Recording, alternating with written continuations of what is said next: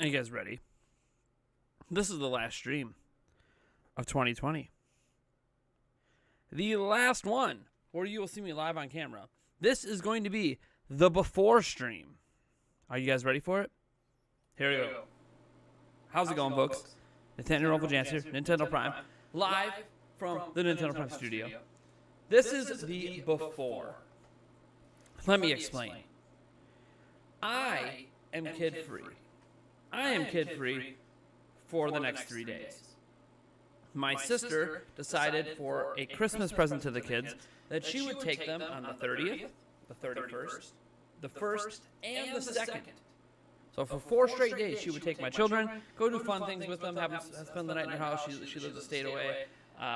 Go sledding, go do a bunch of fun kid stuff. Well, I get to do pretty much whatever the hell I feel like doing. So my fiance went ahead and got tonight and tomorrow off at work. So let's just say, COVID be damned, we are going out to party for New Year's Eve. It's just happening. We haven't been able to do it in 10 years. It's been 10 years since we've been able to celebrate New Year's Eve. So this is the before. Tomorrow, if I stream again, maybe you'll see the after. So get a good look at this mug. I have no idea what's happening tonight. But what I do know is we are here. It is still 2020. And we have a lot to look back on. This was, despite the pandemic and everything, a pretty big year for gaming. I think we can all admit that. Now, someone said, is there an echo? An echo. I'm not seeing an echo on my side. It's echoing. 1 second. I think I know what it is. Hold on. Gotcha. Echo gone? Echo gone? Pretty sure I figured it out. I forgot to mute my camera. All good now? Pretty sure it's all good now. All right. So, as I was saying, happens. Again, it wouldn't be a live stream in 2020 if there weren't technical issues. Gonna be going out tonight. Gonna be getting wasted off my mind. Going out till 4 a.m., 6 a.m., however long. Gonna probably sleep most of tomorrow. But when I do pop on, you guys will get to see the after. And hopefully there's not some weird things drawn on my face. So let's talk about 2020. And before we do that, because it was a really big year for 2020 in terms of video games. A big year for video games. Let's get into saying hi to everyone who popped into the chat. So we got Ace Gamer 3797 here. We got Bardock the Saiyan, Pineapple Gamer 298, Speed D Maniac. Let's see here. Cody Shadley's here. Segment the Pikachu fan. Oof is here. Let's see here. VJ R is here. David the Bear. McBella 78. Mako is here. The Artisan is here. All right. I think that's it. That's it. Pretty short list for people who have chatted in the chat. Oh, Christopher Lockhart here and Drew the Artists is here. Gotta get that S in there. That S. All right. Obi-Wan Kenobi is here as well. All right. So 2020, obviously a huge year for gaming. First, we could just talk about John. How's it going, man? We could just talk about hardware releases. Obviously, in 2020, we had the Xbox Series X and Series S and PlayStation 5 launching. But that's not the only hardware that came out in 2020. Although it feels like maybe that hardware didn't come out since most people can't get their hands on it, even though I have a Series X in the house. But it's not the only video game hardware we got this year. If you're a PC gamer, we had the 3000 series of GPUs. So we're talking the 3060, the 3060 Ti, the 3070, the 3080, and the 3090. And then if you're an AMD fan, hey, they didn't leave you behind either. We got the 6800, the 6800 XT, etc., 6900 supposedly. So yeah, we got all of those GPUs for all of that next-gen ray tracing, whatever goodness. I don't know. NVIDIA wants people to push ray tracing. Even on a 3090 GPU, ray tracing is such a performance hit. It's really not worth it, to be completely honest. I'm just being totally honest with you guys. Even at 4K or 1080p, ray tracing is not worth it. I'm not saying it's not a cool tech. It's just not worth it. So a lot of the advertising for ray tracing at PlayStation 5, Xbox Series X, it's really not worth it. But all right, cool. Obviously, there were new CPU releases as well on that side for gaming. You know, we had the 5000 series. Ryzen CPUs came out. The 4000 series of the Ryzen CPUs for gaming laptops came out. Obviously, Intel did their thing this year as well. Nothing that's super notable because they just keep iterating on the same stuff. Although Intel's next set of CPUs is supposed to be maybe better. I don't know. Intel's kind of dropping the ball lately, but we'll see what happens in 2021. I'm sure Intel's going to bounce back eventually. They hate losing so much market share to AMD. So yeah, that is where we are at in terms of gaming hardware releases. We could talk about accessories and all that jazz too, if you guys want. You know how cool the PlayStation 5 DualSense controller is, and that's cool. But that's all hardware stuff. Gaming wise, obviously, it's been another huge year for gaming. Last of Us Part 2, Ghost of Tsushima, Spider-Man Miles Morales. Obviously, we had the remake of Demon's Souls. That's the PlayStation side of things. On Xbox, we had. Do you have anything this year? It kind of feels weird that we don't have any big Xbox exclusive games to really talk about in 2020. But we do have Xbox, the announcement that they're buying up Bethesda, so that was like a big thing this year. That's ZeniMax is really what they're really buying. So there's a whole bunch more of exclusives coming out of that deal. We also have other big games, other big third-party games like Doom Eternal came out this year. Can't forget that. Big shout out to Doom Eternal. Another Assassin's Creed came out, Assassin's Creed Valhalla. I own it. It's great. I love it. I'm gonna play more of it. We got what else? We got a lot of stuff this year in 2020. It's been quite the eventful year. You talk about Nintendo. Obviously, you got Animal Crossing, New Horizons. That's the Nintendo's big flagship this year. Hyrule Warriors: Age of Calamity. What is it? Super Paper Mario, right? I believe that was the one this year that came out in the summer. We also got Clubhouse Games. What else did we get this year? There was obviously Xenoblade Chronicles Definitive Edition. We got the Tokyo Mirage Sessions port. We got the Pikmin 3 port. And there was one other port I think we got at the beginning of the year that I'm forgetting about. But yeah, we got a bunch of ports this year. Mystery Dungeon DX, that was another one that we got. We got the announcement of Pokemon Snap, which isn't coming until next year, but it was still announced this year. Sony has a bunch of games announced for next year. Microsoft has a bunch of games technically announced for next year as well. Games like The Medium, stuff like that. We got our first taste of so-called next-gen gaming, although the next-gen releases haven't really been that great, or next-gen updates. Like I have the next-gen update for, say, NBA 2K and Madden, and let's just say neither of them are that impressive to me. But again, I don't think we've seen a true next-gen game yet. I'm just being completely honest. I don't think we literally haven't even seen one. We're just seeing old games made prettier with newer tech. We're not seeing what the new tech's fully capable of. Personal opinion, of course, but that's just the way I feel, and I feel like we're going to see that proven in the next couple of years when we finally start to get some next-gen exclusively made games. We had Cyberpunk 2077 come out, and the giant mess out of that 8 to 10 year development cycle that game was. CD Projekt Red finally releasing a bad game. I mean, maybe it's a good game if it worked. I don't know. The best version of it's on Google Stadia, so to Cyberpunk 2077's credit, they have proven that Google Stadia is a viable platform if you want to play Cyberpunk 2077. It's also viable for all the other games too, but it's just interesting that streaming platform was the best platform for that game. Not even PC, because PC ended up having save issues. Anyways, so yeah, that was a lot this year. That's a pretty big year in gaming. I mean, we're not even getting to indie games. Obviously, indie darlings out there. Hades, taking home 2 Game Awards this year, being up for Game of the Year. Like, Hades is a big deal. If you own a Switch and you're into indie games, I don't know why you wouldn't be trying out Hades at this point. It's fantastic. Hades is on other platforms as well. It's worth a play on anything. It's just something about us having a Switch just feels like you should be into indie games, because indie games are great things to play in quick, short bursts, which is perfect on a platform that's on the go. If you want to talk about any other sort of gaming technology, technically, we have our new generation of phones, iPhone 12. There's been new Android phones and new tablets and all that jazz as well that plays games better than ever. So yeah, it's been a fun year.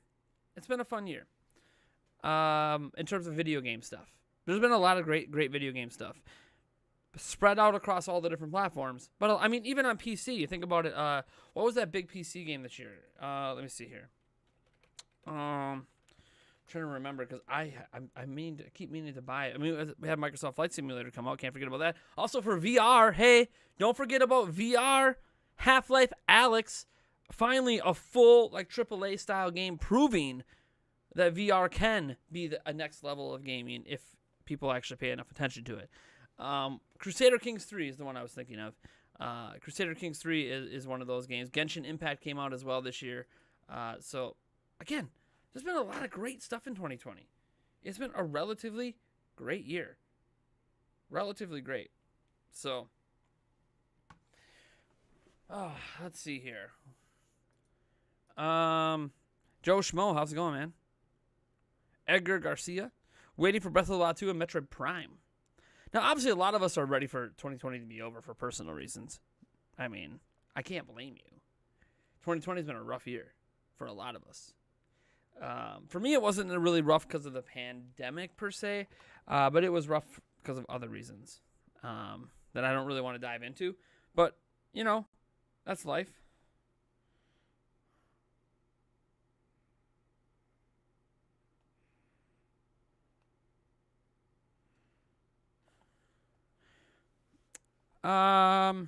It sucked turning 16. Why did it suck turning 16 in 2020?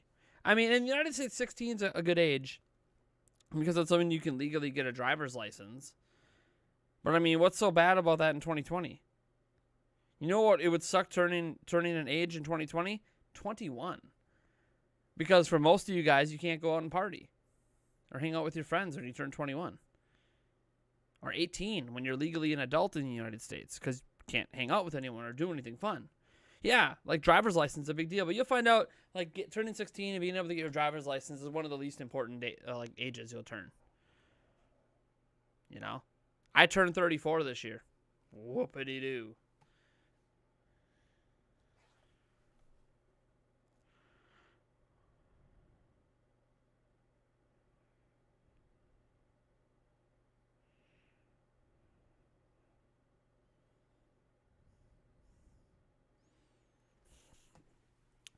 What do I think of God Eater 3? I think it's pretty good. Diego Bear 91. I couldn't. Oh yeah, speaking of 35th anniversaries, obviously we had Super Mario 3D All Stars. I mean, we can't forget about that release this year too. I couldn't get a license because of COVID, and I couldn't get my first job. So, assuming you're in the United States, you can get your first job at 15. You could have got it last year if all your parents have to do is sign a work release. I've been working since I was 15, so. And technically, you could work before that. You can get paper routes at younger ages. You could get you can get jobs mowing people's lawns, stuff like that. So technically, you could work before 16. But because I had paper routes and mowed lawns and shoveled driveways, and because I live in Wisconsin, so shoveling driveways in the winter is a great way to make money. Just walk around with a shovel and walk up to say, hey, for $20, I'll shovel your whole driveway. A lot of people will hand you that $20 to shovel their driveway, let me tell you. It's a great way to make some extra money in the winter when you're in a state that gets snow. Anyways, why would it matter if you had a license this year? Anyways, you can't go anywhere, so who cares? You have the rest of your life to drive. I'm just telling you, like, I like driving. I drive for fun sometimes. I drive to relax, but honestly, driving's overrated. It is what it is. You're going to be driving for the rest of your life. You're going to have 50, 60 years ahead of you driving a car, if not more. Like, don't worry about it.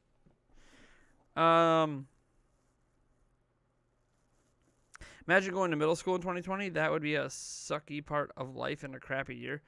Why? I think graduating 2020, being a senior in high school or college would kind of suck because you can't really celebrate it properly. You can't do like the big college grad parties or big high school grad parties, you know. That would kind of suck. And then you might not even be able to go in person to get a diploma.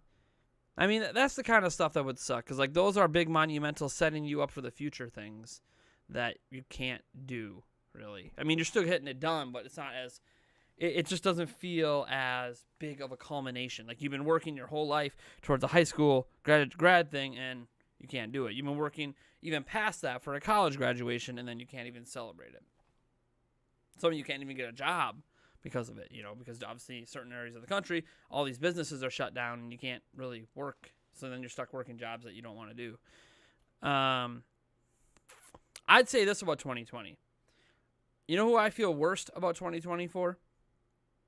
Parents that had to homeschool their children, especially if they have multiple children in different age groups. I have 3 children, ages 10, 7, and 5. 3 different age groups, 3 different education levels, 3 different teachers, 2 different schools. Let's just say homeschooling them is more work than maybe any job I've ever had in my life. And I've had jobs where I've worked 12-hour shifts, manual labor, busting my ass. I've done roofing.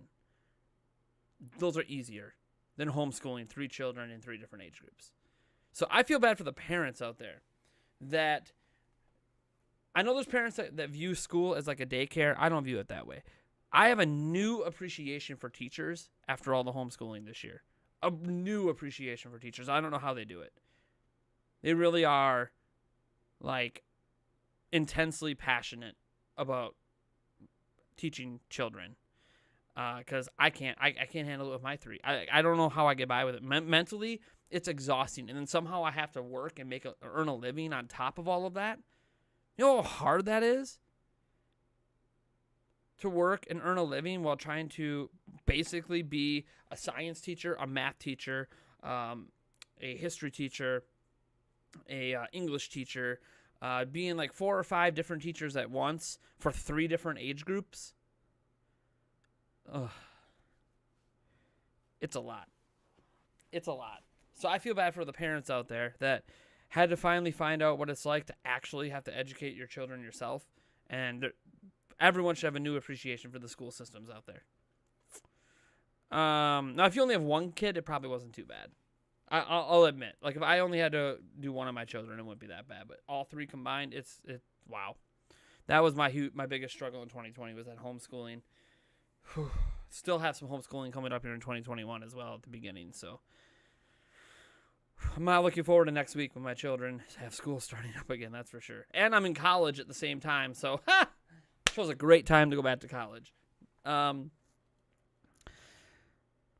my God, doing online school is the worst because you can't go anywhere, can't do anything, can't visit friends. Heck, in my class, only me and 2 to 3 people only show up for classes. My parents got lucky. I'm the youngest in my family, and I'm a junior in high school. I'm stuck at home with toxic, controlling parents and 2 gross, screaming monkeys, your little siblings. Learn to love your siblings. In fact, learn to love your parents. When you're a teenager, I don't know your situation, Ace Gamer 3797, right? I don't know. I don't live your life. But when I was your age, I thought my younger sister was gross and constantly getting me in trouble for things that she did, but I would get blamed for because I'm the older brother. And I thought my parents were toxic, controlling assholes. But I'm going to tell you right now, all good parents come across as toxic, controlling assholes to teenagers. I'm just being completely honest. The parents that are standoffish, that aren't attempting to guide you to what they feel is a better life, are the ones that have given up on their kids, and those kids end up having lots of issues when they get to adulthood because they're not ready. They're just not ready. I'm just going to tell you, Ace Gamer, I don't know your situation, but when all you mention is that they're controlling and that your siblings, your younger siblings are gross, screaming monkeys, appreciate them, because at the end of the day, those 4 people are the only people you can guarantee are going to show up for you the rest of your life when shit hits the fan. You know? You get evicted someday. You lose your job. You crash your car. Who the hell do you think is going to show up and take care of you? Your family. If there's anything I could change about my life, it would be going back and appreciating what my parents were trying to do. Now that I'm a parent, I get it. I get it now. You don't understand it until you become a parent. And then you're like, oh shit, this is why. This is why they think, controlling. This. We're not really trying to be controlling. We're trying to guide you for the realities of what's about to freaking punch you in the mouth when you're an adult. Because when you become an adult, let me tell you, as hard as you might think your life is now, holy shit, you don't know anything. You don't know a damn thing. Wait until you're in your mid-20s, in your 30s, and all of a sudden the reality of the world is on your shoulders, and there's nobody there to fix it for you. And then, God forbid, you have kids on top. Being an adult has some great benefits. I can go to bed when I want. I can do whatever I want. I can bang whoever I want if they're willing, right? Like, I can do all these crazy things. I can drink, I can party, but there's consequences, real world consequences to all that shit you do, to everything, to staying up late even. Oh, I'm up till 3 a.m., partying with my mates and throwing a 20-pack back, smoking a doob, getting high. Like, oh man, so fucking great, I can do whatever I want. And then the reality of the next day hits. You show up late to work, you lose your job, you can't afford your rent, you're kicked out on the street. Oh, and by the way, that car that you had that was so great, fuck, you ran into a goddamn stop sign because you were too fucking tired. And now your car's totaled and you can't afford to replace that either. Let alone the insurance to replace the stop sign. I'm not saying these are things that have happened to me. But there is an importance to this. To help you build yourself up. Like you as an example, I can't speak to physical. Well, I had some physical abuse as a kid, but I wouldn't call it that bad. So your parents constantly tell you how you're a failure. Oh, I've been told I'm a failure my whole life by my parents. My stepdad, mentally abusive and sometimes physically. I fought back and he ran to the cops like a pussy, and now I'm awaiting trial. Never fight back to your parents. The shitty thing about abusive parents, when you have someone who's mentally abusive, unfortunately you gotta kind of deal until you're 18. Physically abusive, I mean, you can call Child Protective Services over that if that's a problem. Never fight back. Never fight back, because the person who fights back in an abusive situation is always the one that gets in trouble. So never fight back. But when it comes to like telling you how you're a failure, God, dude, to this day, I'm in my mid-30s. Go ask my mom and dad if I'm a success or a failure. They will tell you to your face I'm the biggest disappointment of their life. But they love me anyways. They'll show up for me anyways. They'll still be there. But why am I a disappointment? Because I didn't do what they wanted me to do. I didn't get the best grades I could have got. I didn't graduate college. I didn't get married before having children. I did a whole bunch of shit to piss off my parents over the years. And they will tell you I'm a failure. And they've been calling me a failure my whole life. And all it's done is motivate me. Not to prove them wrong, but to prove to myself that I'm not a failure. Because it's easy to feel like you are a failure when you're being told it all the time. So then what happens is you find it within yourself. That's what I did. I used it to build myself up. And now, fuck, I'm great. I'm amazing, in fact. I feel like I'm accomplishing great things in life. Am I going to be partying tonight? Oh, definitely. Maybe for the last New Year's Eve of my life. I have no idea. When a stepdad does that shit, it triggers memories of my real dad.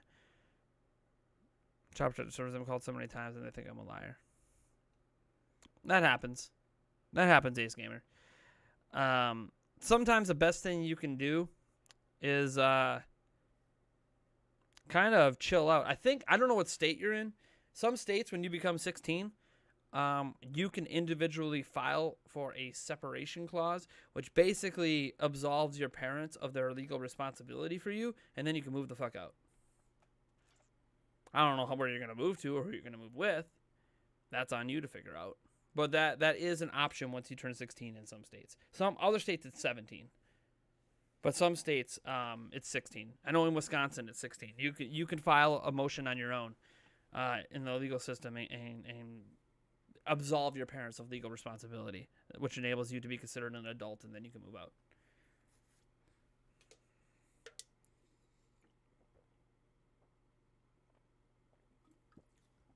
Just a tip for you if it's really that bad. If it's not, and you think you can stick it out for 2 years, I don't know. I don't know how bad it gets.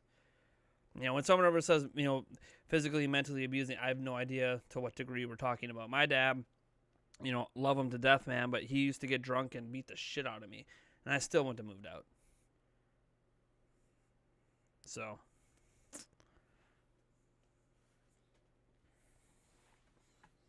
Because honestly, looking back on it, it really wasn't that bad in comparison to the bullshit I faced as an adult, let me tell you. If nothing else, it kind of prepared me. Because getting the shit kicked out of you as a kid is maybe the least of the bad things that's happened to me in my life. What's the game in the thumbnail on the left? Let me see the thumbnail quick again. Actually, let me look at it on my computer since I have it obviously on here. The game on the left, that is Last of Us Part 2. So you got Last of Us Part 2, followed by Doom Eternal, Cyberpunk 2077, and Animal Crossing. They're just like 4 biggish games that came out this year. All the varying degrees of success and criticism. There would have probably been an Xbox game in there if there would have been like a really big Xbox exclusive, but there really wasn't one this year. Let's see here. 53. What's 53? Happy 2021 says Switch Boy. Not yet. Being a parent is too scary for you. For all you young ones out there that want kids, or even if you're an adult and you're thinking about having kids, there's some wonderfulness to children, especially if you have just one. If you ever plan to have kids and you're only going to have one, you'll probably get a lot of joy out of it. One child is not only easy, it's just a lot easier on an adult mentally. You don't have to split your attention, right? You have one kid and one kid only to worry about. So you could spoil them and not spoil them. You can, easily find babysitters for a single child. Most family members and friends will have no problem watching one kid if you need a break or you want a movie night or you're going on a date or, whatever's going on. But as wonderful as children can be, there's also a downside to kids. A huge downside. And that huge downside is you're a parent now. You now have to worry about another life.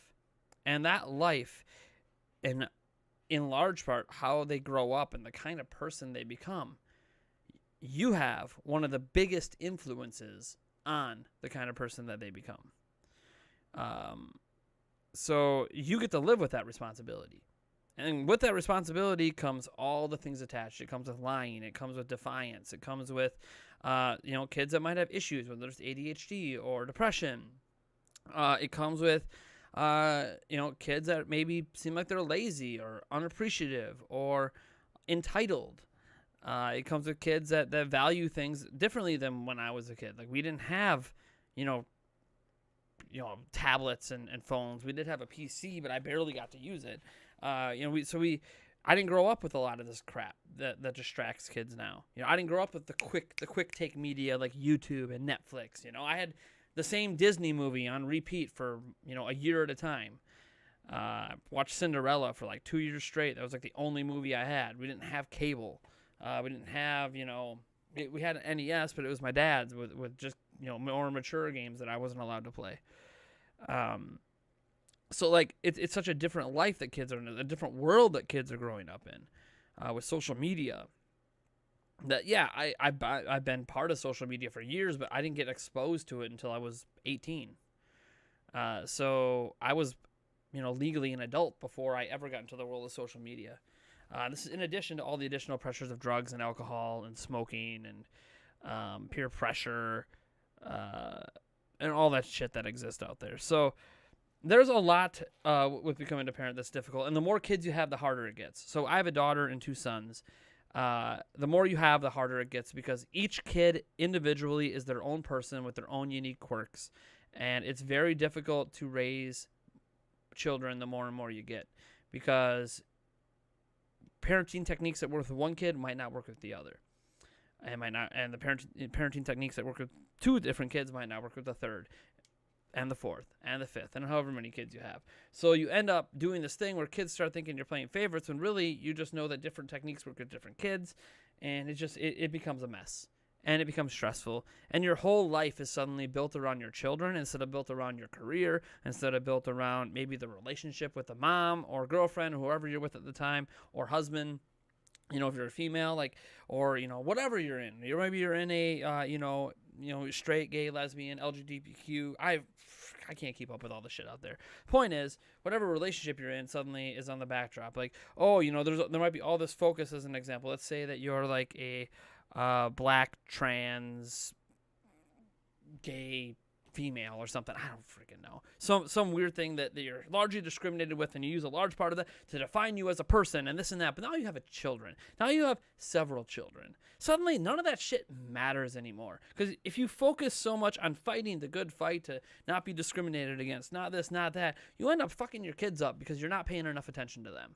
Once you have children, your life is so based around your kids that everything that defined who you are doesn't matter anymore. Like, oh my God, I was editor-in-chief at Zelda Informer for a decade plus. Oh my God, I run this amazing YouTube channel. Oh my God, I love to play video games. Oh my God, I love playing and watching sports. And none of that shit matters once you have children. It just doesn't matter. The things that define you don't matter anymore, because now, once you have kids, the number one thing that defines you is you're a parent. That's it. That's the top of them. Everything else falls somewhere underneath. You're a parent now. That's what you are. It doesn't matter how you defined yourself in the past. You are now a parent. And as a parent, you have a responsibility to your children. And I think a large issue that parents have a problem with is they feel like their responsibility for their children is for us to look at our children and tell them what to think and how to think. And that's, I think, a common mistake a lot of parents do. We need to tell them what to think, what not to think. We need to tell them that don't define people by male and female. Define them, based on what they say they are or whatever. Like, I don't do any of that shit. Let my kids figure it out on their own. Are you a boy? Cool. Do you not feel like you're a boy? You feel like you're a girl? Cool. You don't feel like either? Cool. I'm going to accept you either way. You're my kid. But I'm not going to sit here and push my agenda onto them. All I care about my kids is that they grow up with the ability to take care of themselves. So hold a job, right? Be able to pay their bills. Beyond that, I want them to obviously be good people, but what makes a good person? I can instill some of my morals in them, but I'm not going to tell them what to think. I'm not going to tell them what to do. I'm not going to force them to play sports. I will introduce them to sports. I will introduce them to music programs and everything. But they're going to ultimately decide if they want to be in them. I'm not going to be one of those parents that, you got to do this. Got to do that. One of my kids decides that he's gay. Okay, be gay. I'm not going to stop you. I'll support it. Like, I'm not going to sit here and tell my kids what to think or what to do or what to say.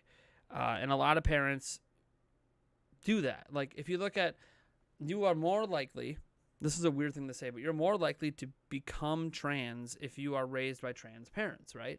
But why is that? It shouldn't be more likely. It should just be the same. You should have the same likelihood of being trans, whether you're raised by straight parents, gay parents, trans parents, or whatever. It shouldn't change anything. But why does it change things? Well, trans people will argue because we are telling them it's okay. Or you're just influencing your kids to be what you are. And I don't want my kids to be what I am. I want my kids to be themselves. Whatever that ends up being. I don't want to control them. But I also want them to have the tools necessary to survive in the world we're getting into. So if my kids have questions about that stuff, I will introduce them to them. I will introduce them to people I know that are in those communities that can come and talk to them about it. But I'm not forcing anything upon anyone. Be free and be who you are. My youngest kid likes to wear dresses. Cool. Wear dresses, man. I don't give a shit. Have fun, man. Enjoy yourself.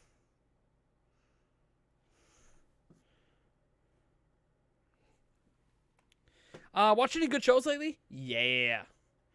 You guys ever see In-Betweeners? If not, go watch it. In-Betweeners is hilarious. It's on Netflix. It's a UK British show that was back in 2008, 2009. There's also 2 movies for it. The show is hilarious. I love every minute of it. I'm literally rewatching it again. I've been watching a little bit of White Gold as well, which has a couple of the actors from it. It's not as good, but it's still a pretty good show. Let me see here. I finally started watching The Witcher on Netflix as well. I've been wanting to watch it for a while. I haven't really got around to it. Finally have. It's pretty good so far. I'm a couple episodes into that. I'm just going through it. This is just on Netflix. I watch more than just Netflix. I completed a couple other shows. Let's see here. I caught up on Better Call Saul. Better Call Saul is fabulous. Love it. I might even like it more than the original Breaking Bad. Can't wait for the new episodes of Lucifer coming up and new episodes of Cobra Kai as well. Kind of a taste of what I've been kind of enjoying of late. My senior year was trash. Also, my college freshman year was trash too. If it wasn't for my Switch, I don't know what I do to relax myself. I mean, you can masturbate. It works for me. 53% of people who played The Last of Us Part 2 liked, compared to 93% who liked the first game. How did it win? because most of the vote is for the Game Awards is by the media. Not we only count for 10% of the vote, so it's like we don't even count, to be honest. I have 3 other siblings, so 4 kids altogether, and my parents do a great job at parenting. I'm glad that you feel that way, and I honestly think so. I've got 3 kids. My kids who are with my sister right now. They told my sister this morning.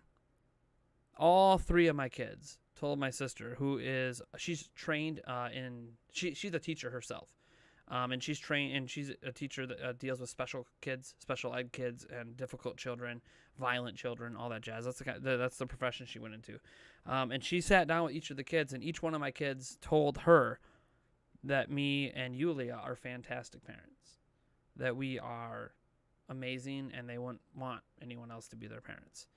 So our kids think we're doing a really good job. Now, as much as they can think at 5, 7, and 10, they think we're doing a really good job. So, does that mean it's not difficult and hard? Like, you think your parents do a great job at parenting? Doesn't mean they're not stressed out. Doesn't mean they're just, parents get stressed. We do our best to shield our children from the stresses of what parenting is really like. I enjoy anime here and there. One Piece is like the anime that I enjoy the most. I also got bullied mercifully in middle school and tried to kill myself twice.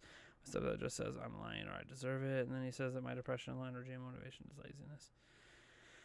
Yeah, I was bullied in middle school and high school.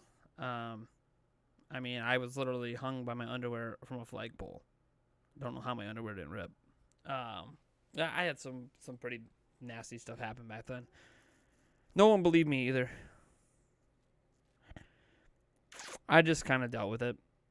I ended up going to counseling when I was 18. When I was an adult and go on my own. Got in therapy. Have had the same therapist now for 20 some odd years. So.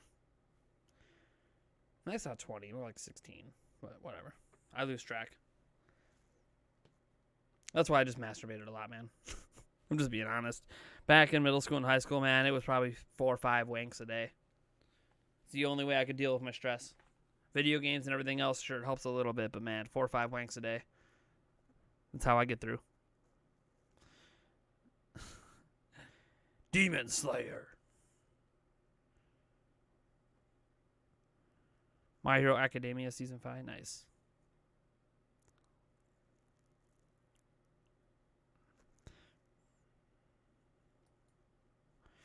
Nah, I think the whole manly thing, that's more of a cultural expectation. It's perfectly fine to go to counseling or therapy or whatever you need, group therapy, whatever works for you. I'm no longer in therapy, but I was in therapy from 18 till 20. Then I got back in therapy at 22 and was in therapy until I was 23. And then I really didn't go back in therapy again till last year, 2019, 2020, early 2020. But it was the same therapist the whole way. And she would always call and get updates on some things and keep tabs on me and to see if I see if she thought I should start up again. She wasn't trying to suck money out of me. She generally cared and wanted to know, if I was doing okay and needed to go back in because of certain events that happened in my life. There's nothing wrong with it. But I will say, if you go to therapy and you hate it, you got to find the right therapist. It took me probably 6 or 7 different therapists before I found the right one. Because you need to find the right one that connects with you best, that you feel comfortable talking to, that can understand you the best. Because therapists, whether they believe it or not, they have their education, but they also base things on their life experience. And if it's someone who doesn't have a life experience that relates to you, it's difficult sometimes for them to help you in the best way possible. So, because the big thing therapy does is it kind of gets you to fix your own problems. It kind of helps you self-reflect on what you can do for you. They don't really give you the answers, but they create a lot of self-reflection and kind of some guidance into more positive ways at looking at things rather than maybe always focusing on the negative, which in a tough parenting situation, in a tough school situation, it's so easy to focus on negatives. But there's positives in there. And even for you, Ace Gamer, I'm sure if you dug around in your life, you could find positives that maybe you just don't give enough attention to. I don't know. That's just my general advice as someone who's been in therapy for a long time. You'd have to talk to a real professional if you want something better than that. But now I have my wifey. Yeah. Oh, yeah, she's awesome. She's great. But I didn't always have her. Wanking and weed is my medicine. Whatever works, man. The feeling when you try to kill yourself and end up not being able to follow through with it is one of the worst feelings I've ever felt. So I might as well just say it. I jumped off a bridge and tried to kill myself many, many years ago. And I survived. Other people have jumped off and died on this bridge, so I thought I was going to die too, and I didn't. I survived. And at first I felt like a failure, even more so because I didn't kill myself. God, I can't even kill myself, right? Like, I'm such a failure. I can't even do the easy way out. I fucked it up. Like, God, I even fucked that up. God, I'm so stupid. But through therapy, I ended up getting an appreciation for life and not really thinking I want to off myself anymore. Because if you think about it, this is just my personal opinion on suicide. Suicide is the easy way out. There are obviously certain specific situations where I'm a little bit more understanding of it. If you have physical ailments that you're going to have the rest of your life that are just excruciating, I can kind of understand it in those situations. But when it's not a physical ailment so much as it is a mental one, mental health, or something like that, or you've dealt with some mental abuse, I find that if you off yourself or try to off yourself and live or whatever the case might be, you end up not really making anything better. You end up, because you're taking the easy way out, you're kind of taking the coward's way out. Instead of actively trying to become stronger from your experiences. Like Ace Gamer, you obviously have had a lot of trauma that's affected you in a certain way. I can't know how severe or not severe the trauma is because I don't live your life. I also do not have your brain because all of us deal with stuff. Like, it's possible I went through more trauma than you. I have no idea, but my brain is different than your brain. So I might handle that trauma different than you do. But what I can say is you need to use the trauma as motivation, right? Because in the end, the number one person you have to help you is you. Okay? Like, you say, I'm in therapy. My therapist, I feel like, is just meant to help my parents and not me. Do you get to be one-on-one with your therapist? That's the first question. Because you're not going to get honesty when your parents are in the room with therapy. And it might be the wrong therapist, too. That's another thing. Too. If your parents are in the room, then, therapists, sometimes you don't really get to the root of things when the parents are in the room. The father of my friend tried to kill himself like 3 weeks ago with pills and booze. Yes, I do. Yeah. So, like, you just gotta, you gotta try to find a way to use your bad experiences to motivate you. As an example, you have all these bad experiences. So, as an example, you now know what not to do if you ever become a parent. I'm not going to do this to my kid. My dad would get drunk and be abusive to me. So I'm just not going to be drunk around my kids. You guys might see me have a drink here and there, but I'm not going to get drunk, even though I am not an abusive drunk. I do not get abusive when I drink. But because of what happened to me as a kid, I refuse to be drunk around my kids. I cannot come back from a bar drunk and have my kids be around. Not because I'm going to do anything to them, but because of my experience as a kid. I know, nope, don't be drunk around your kids. Nope, don't do this around your kids. Don't say this to your kids. Don't do that to your kids. And that's because of experiences I had as growing up to know, okay, everyone makes mistakes. These are all the mistakes that happened to me growing up. I'm not going to do that. I'm going to be I'm going to be a 20 billion times better father than I ever had. I'm going to be a better provider. I'm going to be a better understander. I'm going to be a better person. Once I become an adult, I can break free from anything and become my own man, become my own person. I can go to college and do what I want to do. I don't need my parents' permission. I don't need my parents' help. I'll apply for loans on my own and go to college and do what the hell I want to do. I'm going to take care of me.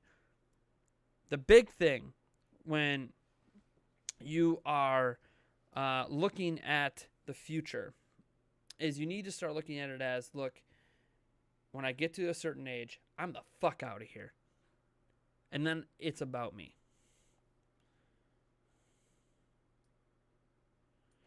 All right, so you said, like, I don't want to have kids. And you don't have to have kids. I was just throwing an example out there. Like, if you had aspirations to be a parent one day, you can use this experience for that.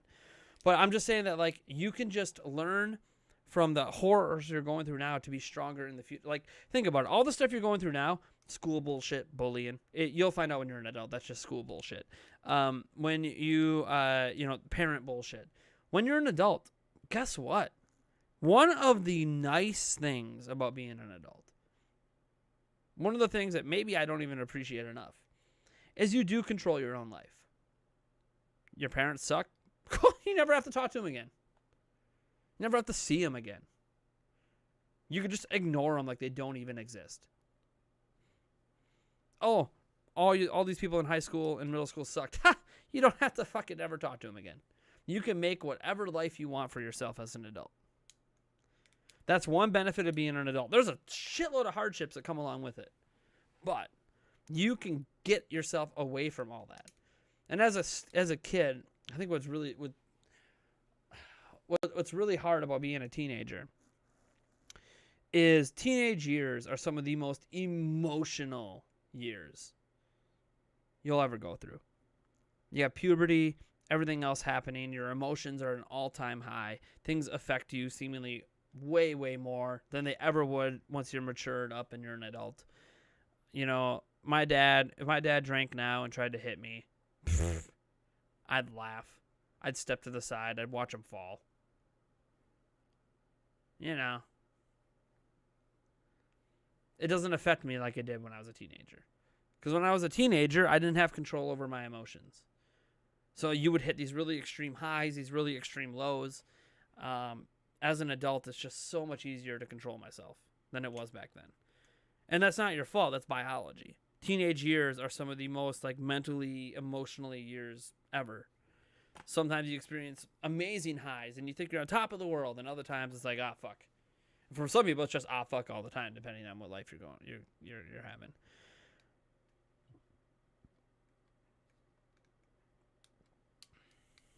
You're gonna cut your parents off, and that's fine. You know, and sometimes maybe the parents. What happens is some people, and you'll find this out for yourself when you're older. So take, like, I don't know about your real dad. You didn't talk about him that much, but say your stepdad. You know, he's abusive. He's drunk. The thing is, he was probably abused when he was younger. Generally, people that get that way, that are abusive, were abused themselves. They're victims themselves.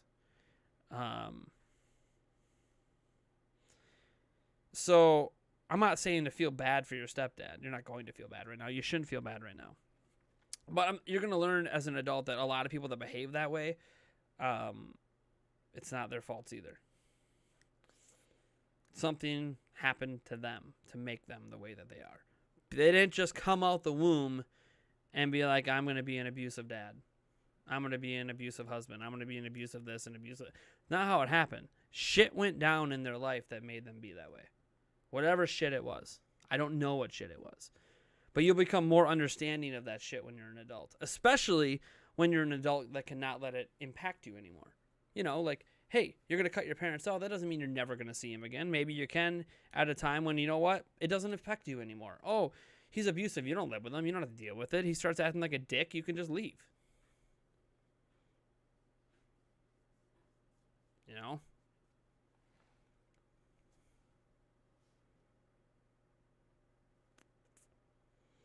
When the post-nut clarity hits and you realize how fucked up the thing you wanted to was.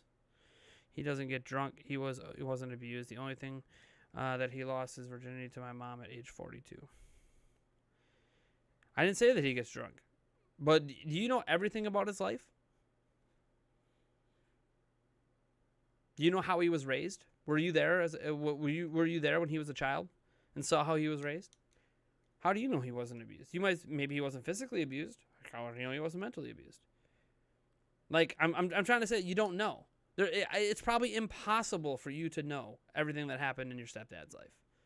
Again, I'm not trying to defend him. I'm just saying that you don't know what happened to him.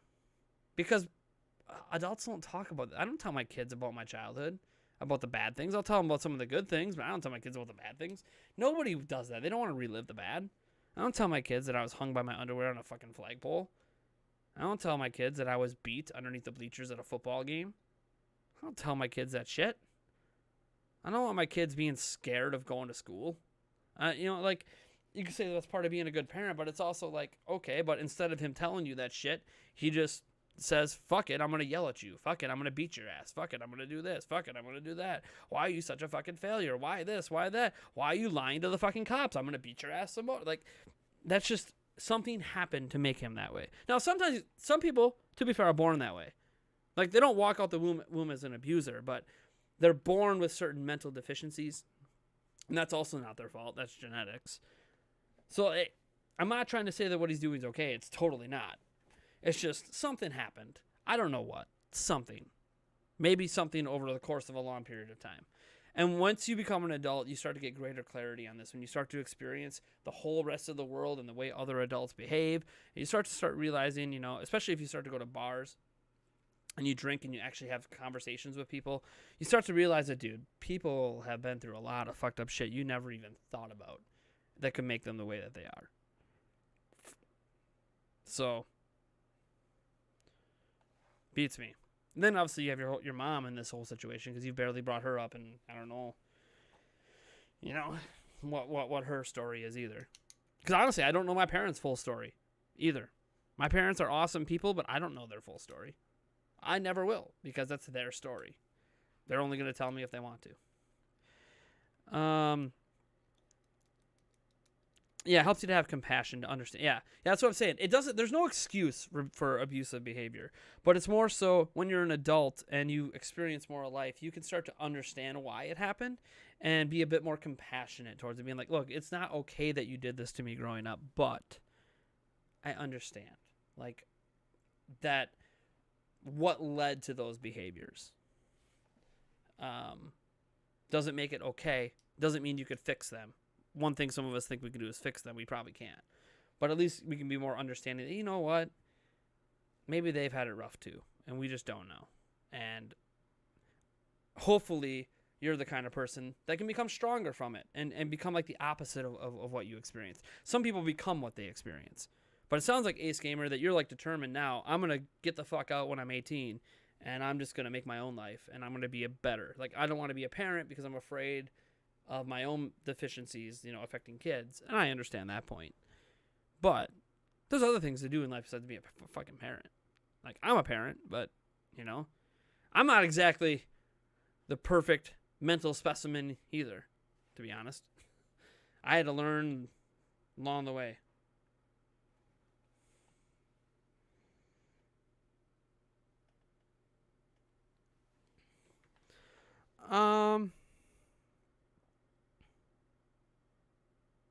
It's the way my step aunt is. She hits the dog and just overall bitch. I'm not saying that it's okay. It's not. Dog abuse is horrible.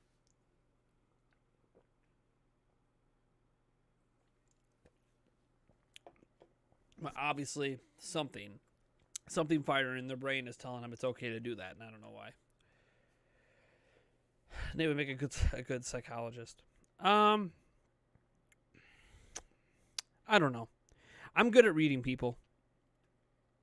I feel like I'm good at giving advice too, but I don't really. I have interest in psychology, of course. So does my fiance. She has an interest in psychology. And Eric, for those who don't know, from the Nintendo Prime podcast, he actually has a psychology degree. We all have interest in psychology, but I don't trust myself to be partially responsible for people's mental well-being, which is why I'm not a psychologist.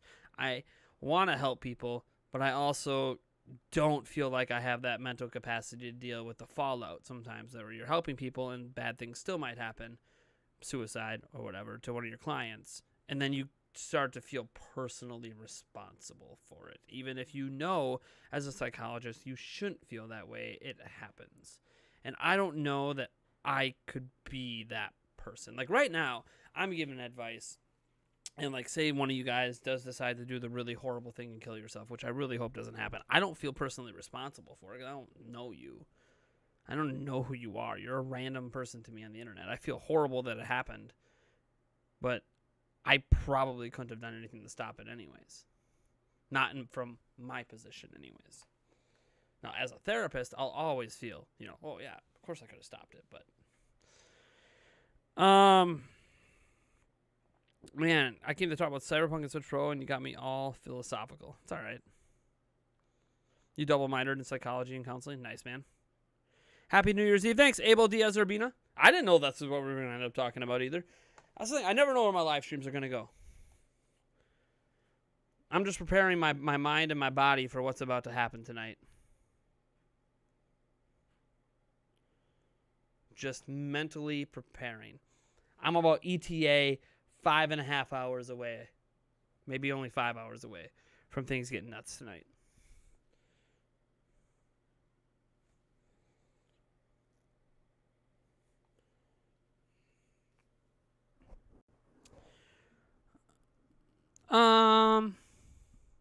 You're alright, Ace Gamer, man.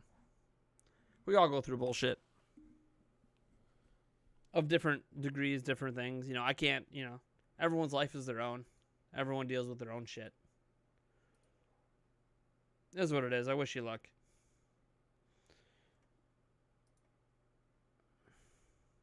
Oh, there's a new Ubisoft sale going on right now. Nice. On Switch. So I was just glancing at the news. Because I keep trying to look for the sales figures for Japan for the week 52, but they're not. Apparently, they're not going up today. Maybe they're going up tomorrow because of New Year's. Try not to break the bed. It's a new bed. It should be able to handle it.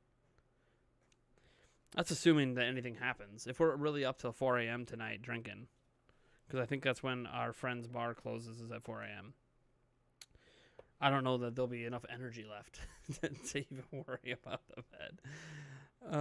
What's the name of the sage in Ocarina of Time? Well, which one? There's 7 of them. Dun, dun, dun. There's 7. Glad you felt comfortable enough to let that out. Venting is important. It is. Rich made a video at Cyberpunk 2077. They said they removed that on PSN, but Life of the Black Tiger is still up. Oh, yeah. That really horrible game. That horrible game, Life of the Black. Dude, that game is maybe one of the worst games ever made. Like, worse than Superman 64, worse than E.T. That game just shouldn't exist. Cyberpunk 2077 got taken down. I think it's because of the profile of the games. Cyberpunk 2077 was bought by millions and millions of people. Maybe like a couple hundred bought Life of the Black Tiger. It's kind of a very different situation. A lot more people complaining about Cyberpunk because more people are playing it.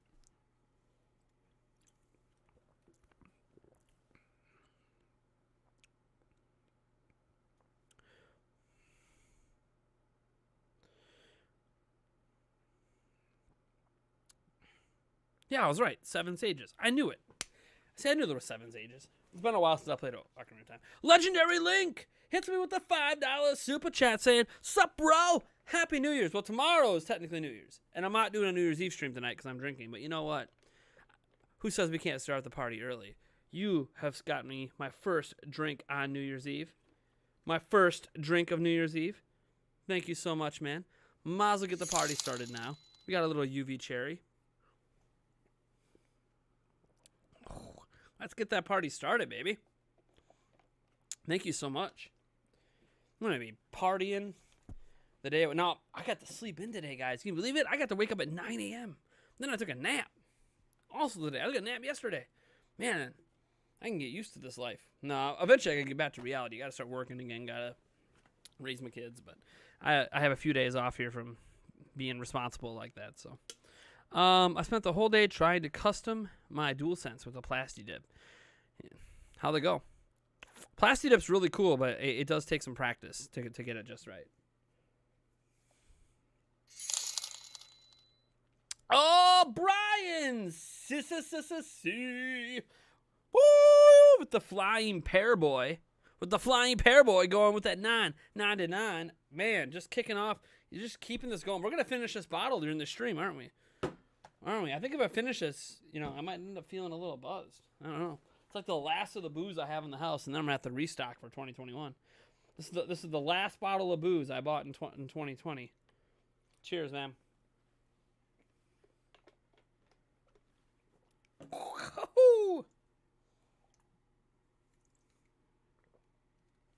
Bang! Seriously, Bang should sponsor me, man. I should call him up. Be like, Bang, I already buy your stuff. Sponsor me. Sponsor me. It'd be cool if they did sponsor me, since I legitimately like their stuff. Except for Miami Cola. The flavor of Miami Cola is garbage and shouldn't exist, in my opinion. Someone out there probably likes it. How much to donate for you to stream Black Tiger? I don't think there's any amount of money that'll make me stream that game. I mean, $500. I don't even want to look at a video of that game. I let alone play it.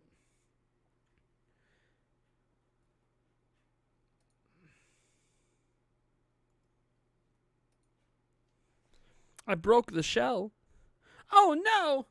It's me! I broke the shell!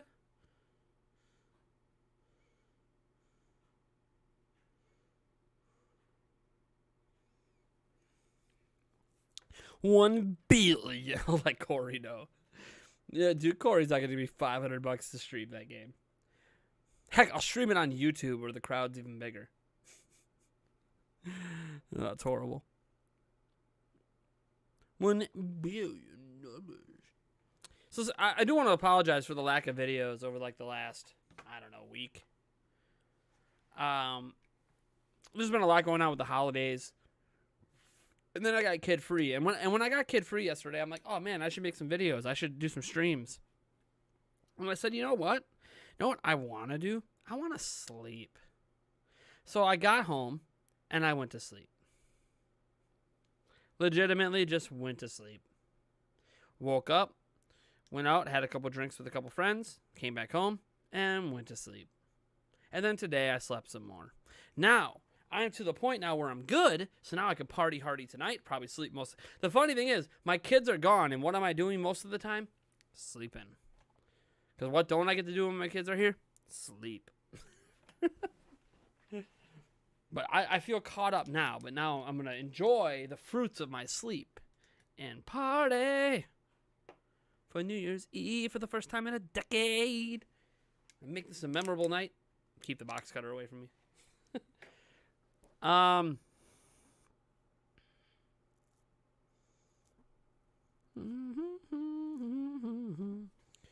don't even know what's my revenue sitting at. Let's see here. I don't even know what my revenue is at for this month. I haven't really been paying attention. I know my views are down, but that's because I've been making less videos. December. Hey, we made like $800 this month. Not too shabby. Is that more than last month? I don't even know. Let's look here. November. Nope. Made more last month. That's all right. That's all right. I'm not complaining. I made less content. I deserve to make less money.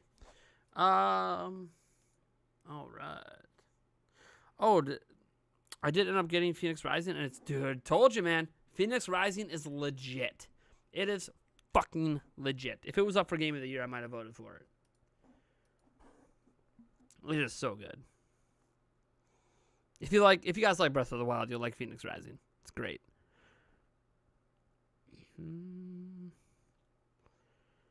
Oh no, Ryan Fitzpatrick's on the COVID-19 list. Damn it.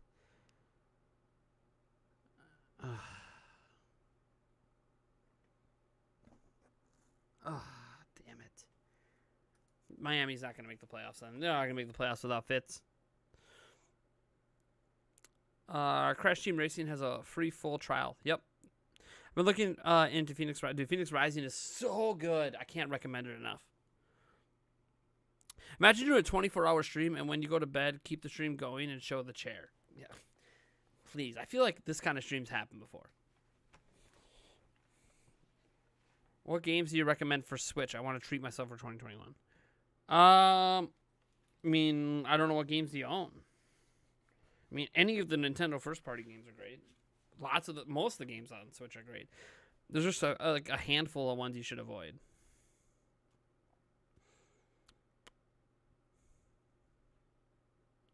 Oh, dude, the story is awesome, and I love how the story works in Phoenix Rising, man. Imagine the pressure on him with all those Dolphin fans, bro. I hope he doesn't. Yeah, dude. Like Tua's got all this pressure on him, and see, last game, right? Tua was not getting it done, so they put Fitzpatrick in, who just miracles their way to a win. Like, Fitzpatrick is just a better quarterback right now than Tua is, hands down. But they clearly were going to start Tua this game with the willingness to bench him if he's not getting it done and let Fitzpatrick carry them to the playoffs. Problem is, Fitzpatrick is now on the COVID list because he's got COVID, so he can't play. So now Tua's got all the pressure on him in a must-win game. To be honest, I don't think they should have started Tua at all this year. I think they should have just rode with Fitzpatrick, and the Dolphins would already have a playoff spot locked up, but that's just me. I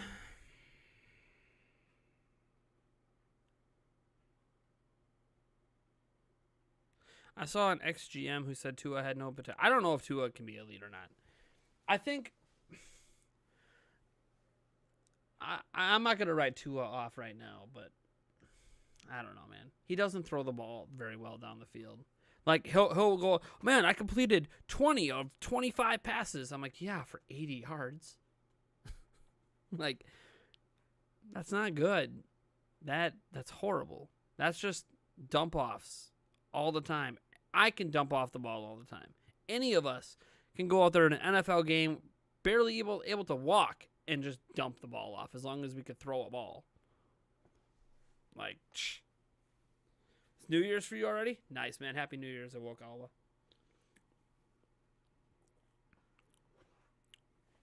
But yeah, I don't know if Tua can be elite. No idea. I don't think he's looked good. But here's the thing. I don't like using the rookie excuse. I don't like using the rookie excuse.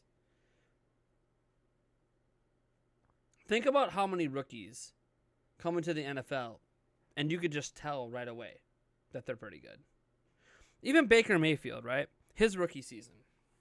He didn't play for the first handful of games, right? He didn't start. And then he started. And it became immediately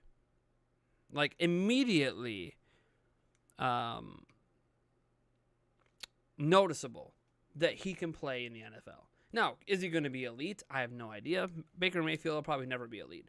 But he can play. What's become immediately obvious with Tua, right now anyways, is he does not look like someone who can play in the NFL. That's what it looks like. Initial impressions, rookie season, he doesn't look like someone that can play in the NFL. I don't think it matters that he's a rookie or not. You could tell. Josh Allen, his rookie season, looked like someone who could play in the NFL. Like, you can tell. Aaron Rodgers, in preseason of his rookie year, looked like someone who could play in the NFL. Like, you can tell rookie year if a quarterback has what it takes to play in the NFL or not. Right now, Tua does not look like an NFL caliber quarterback. He looks like a guy who, if they win this weekend, it's going to be because the defense and run game won the game, and Tua just didn't turn the ball over. He's not even managing the game. It's just they got just enough points, and the defense won them the game. But we'll see. Maybe we'll run. Maybe Tua's about to go the frick off and throw for 350 and 4 touchdowns or something. But yeah, like Josh Allen, he wasn't completing much more than 50% of his balls for the first couple of years. But it was very apparent he has a big arm, he can throw the ball downfield, and he can read a defense. All three things were there. What wasn't there yet was the accuracy. Get to year 3, the accuracy has come around. So now Josh Allen is, for the most part, elite. He's still a little inconsistent, He's still a little inconsistent, and you'll see that with him. Some games he's just pinpoint on. Other games he's still a little off like he was the last 2 years. But you see the improvement. But you could tell his rookie year that he could throw a fucking football and he can read a fucking defense. And you don't need, all these years of playing behind someone to know if a guy can throw a football and read a defense. Tua right now doesn't look like he can read a defense or throw a football. He looks like a guy that's just someone off the couch throwing a bunch of dump offs because they're too afraid to throw the ball down the field.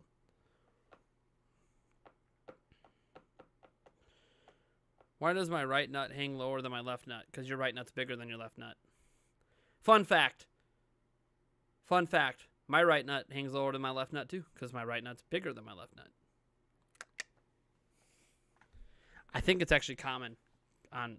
see, I can only speak from the handful of nuts I've looked at in my life. But all of the nut sacks I have seen in my life, what a weird conversation. The right one is always lower than the left because the right one's always bigger than the left. I don't know if that's true in general. It's kind of like with women. Did you know that one tit is almost always bigger than the other? Now, who out there can tell me which tit? Because it's, in general, the same tit that's bigger on the woman than the other. That's right. Women don't have proportional tits. They're not the same size. Just like our balls aren't the same size. As for why that's the case, I have no idea. It's just genetics. It's just the way we are. For women, it's left boob is typically bigger than the right. For men, right nut is typically bigger than the left.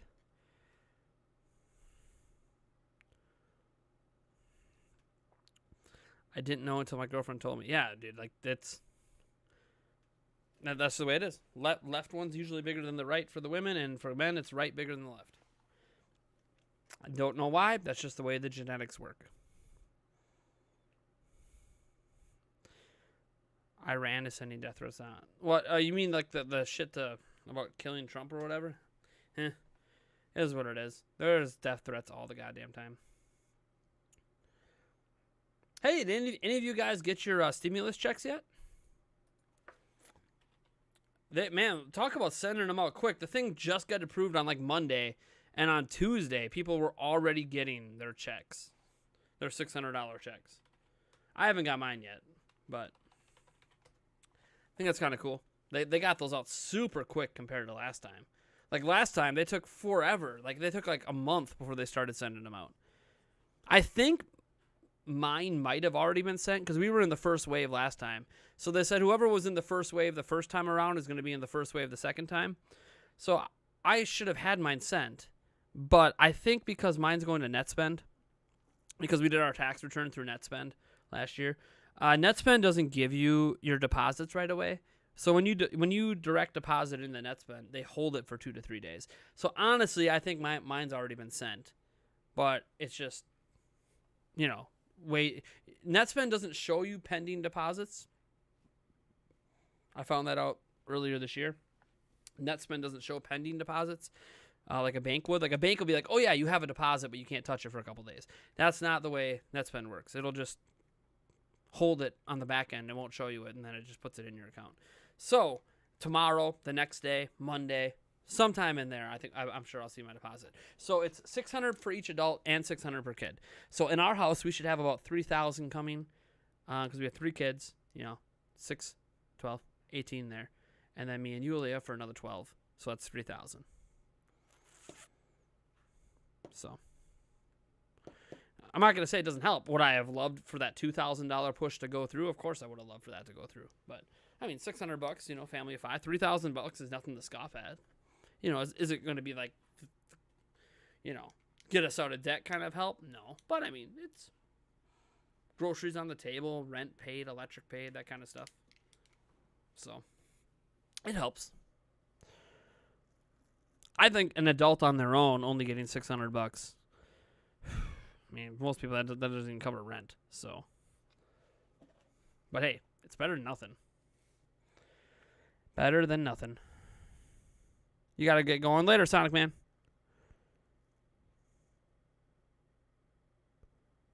They had the file for direct deposit from last time. Yeah, I mean, they just send it to wherever my tax return went, which is Netspend. So I'm presuming that my money's already been sent, and it's just waiting. Like, I've checked throughout the day.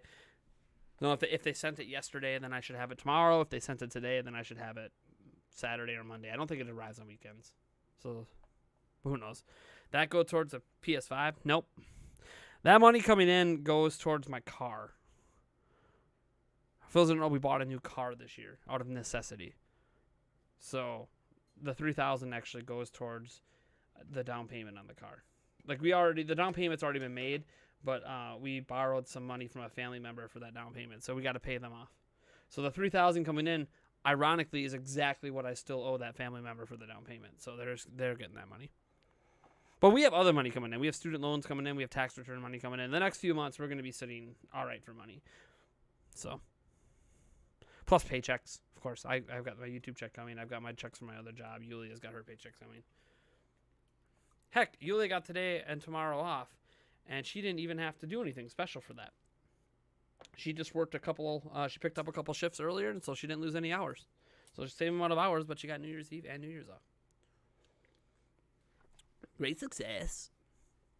And don't forget, we're giving away a PlayStation 5, Xbox Series X, or Nintendo Switch. Starting tomorrow. Bada bing, bada boom. New year, baby.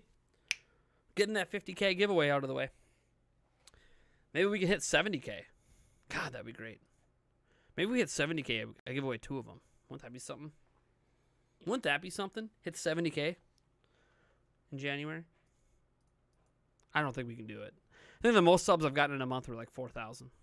I don't think we can pull off. What do I need to hit 70K in 1 month? Yeah, man, I need 7,800. Ooh, that's a lot. That's a lot.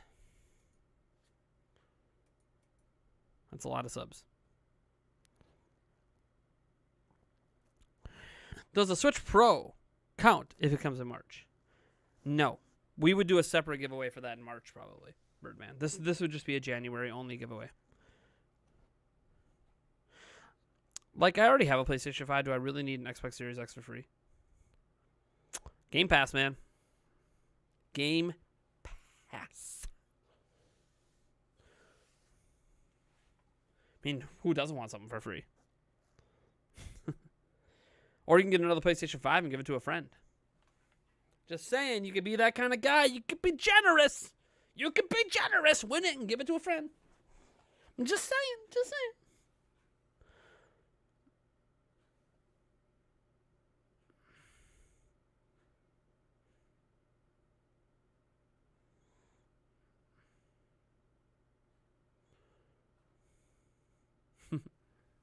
But, you know what's funny? I just found out I have a Connect that can get me 15% off on a PlayStation 5. They can't right now, but like by March, I think he said he could probably get me 15% off. I have another Connect at GameStop. Oh my god, I haven't had a Connect there in a while. Now I have the hookup. I can get any game I want for 15% off.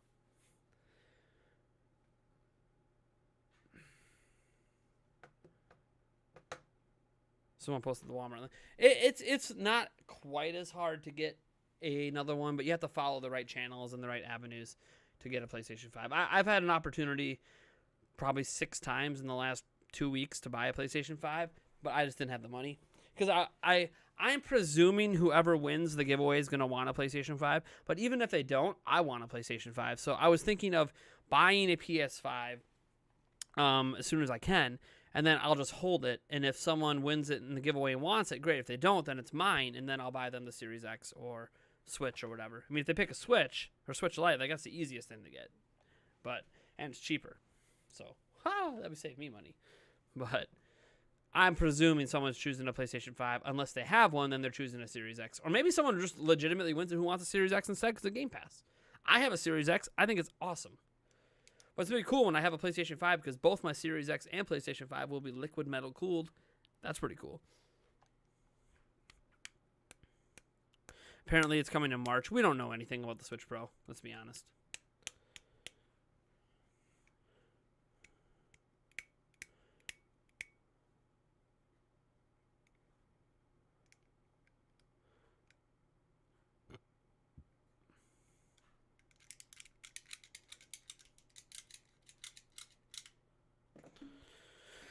don't know why I keep the box cutters at my desk. I think it's because I had to open a couple things, like this mouse on my last stream, which I still don't have hooked up. I haven't been in my office since my last live stream. That's why.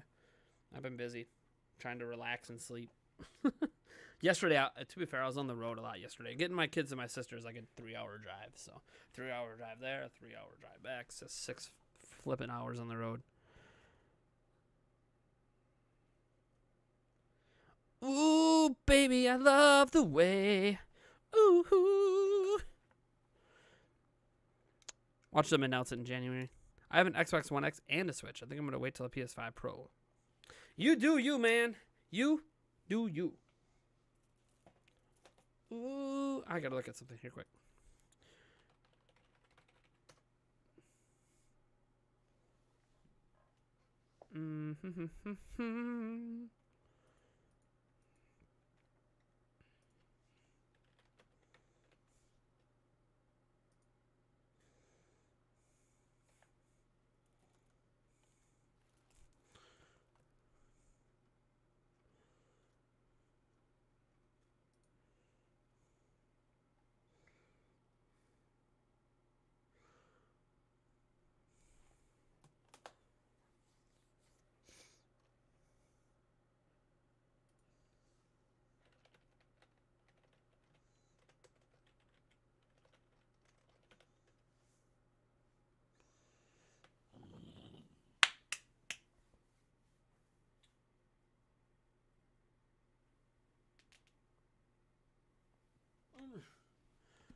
Yeah.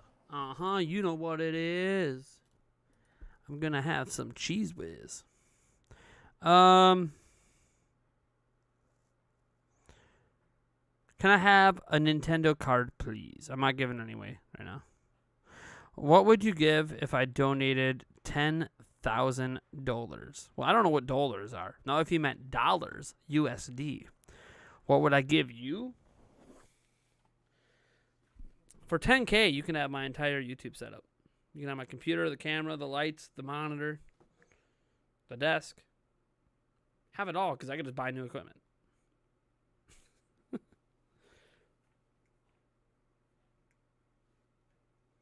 I'll set you up to be a YouTuber. And then just buy all new shit. But you're not going to give $10,000, so I don't have to worry about it.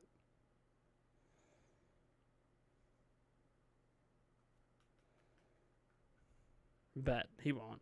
Dude, there was a person, God, what was it? 4 streams ago, that for like an hour on stream kept saying that he's gonna donate $100, right? Like, dude, I'm gonna donate $100. I'm gonna get you to Liquid Death. I'm gonna donate $100. I'm gonna donate $100. I'm gonna donate $100. It's like, oh, my card won't go through on Streamlabs. You know, is there a different way I can do it? I'm like, well, you can just do it right on YouTube. Oh, my card doesn't work on YouTube. Okay, well, here's the direct PayPal link. Okay, here's my Venmo. Here's my Cash App. Here's the... Never got the $100. People talk sometimes about, I'm going to give this money. They're just talking out their fucking ass. They never had an intent to give that money. Now, Cheryl, obviously, you know, Cheryl obviously is not going to give $10,000. And he's claiming he knows Mr. Beast. Maybe he does. I have no idea. But Mr. Beast isn't going to just give $10,000 because someone tells him to.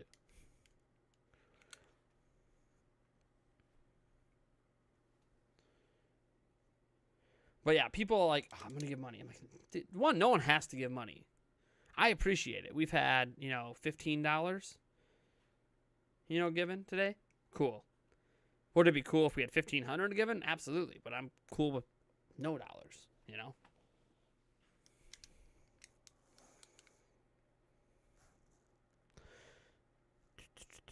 But people just say things because they want attention. Yeah, I have gotten $100 donations before, and I've been very, very thankful for them, and I've shown appreciation, and we've done, you know, shots galore and Liquid Deaths and danced and all crazy, all sorts of crazy stuff. You'll tell him to join the stream. Sure. Go ahead. See, now we have another person claiming they can do something they can't do. Cheryl Hokey's now going to go tell Mr. Beast, hey, come and join the stream. Mr. Beast ain't joining my stream. No way in fact he knows Jimmy. I mean, maybe he does. Maybe I'm about to get owned and he does know Jimmy. And I'm going to owe a massive apology. But, come on now.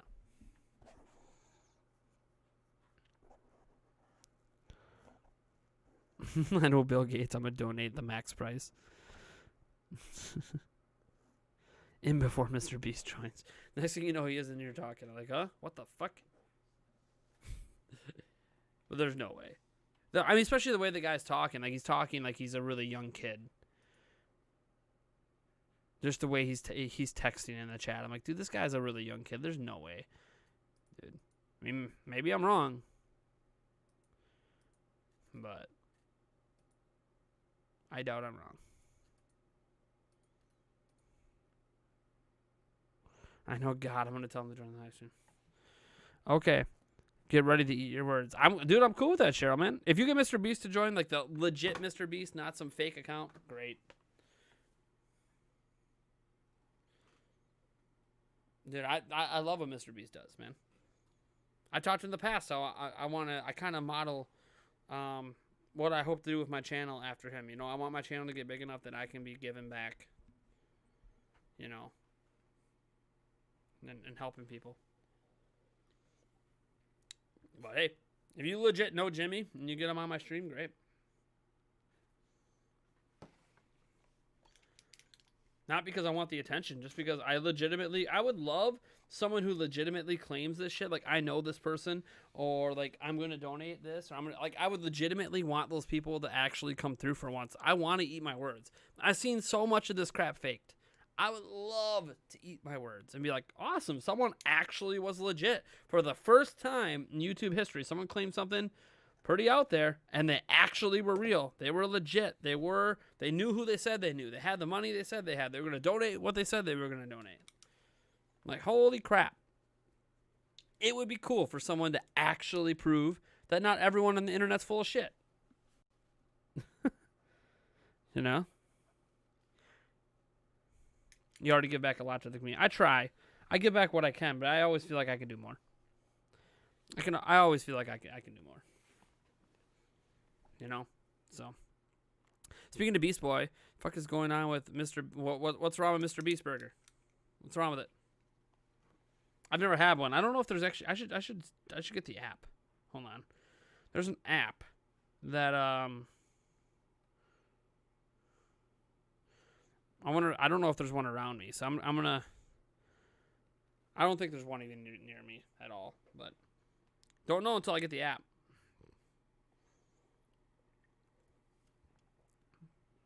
He won't join because you don't know him. He won't join. See what I'm saying, folks?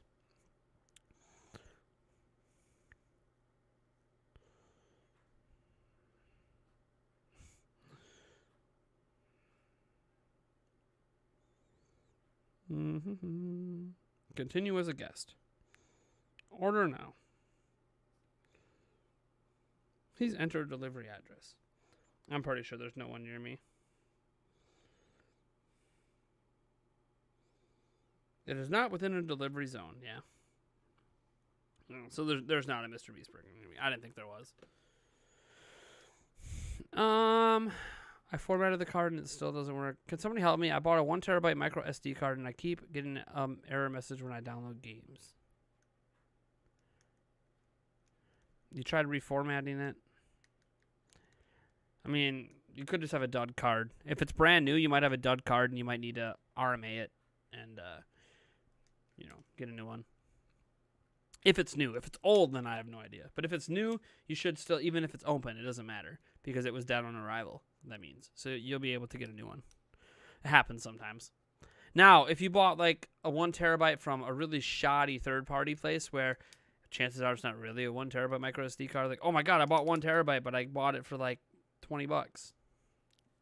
Wasn't a real 1 terabyte card. And you just got robbed of your money. But if you bought like a legit one, SanDisk, from SanDisk, or like RMA that shit. So stare at me. Not a new year for me yet, but Happy New Year, man. I still got 8 hours. But I'm not going to be streaming for 8 hours. I'm going out to party tonight, so.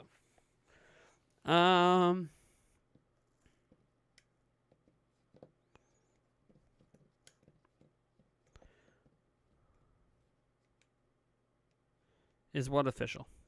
Yeah. Oh, yeah. The terabyte card. No.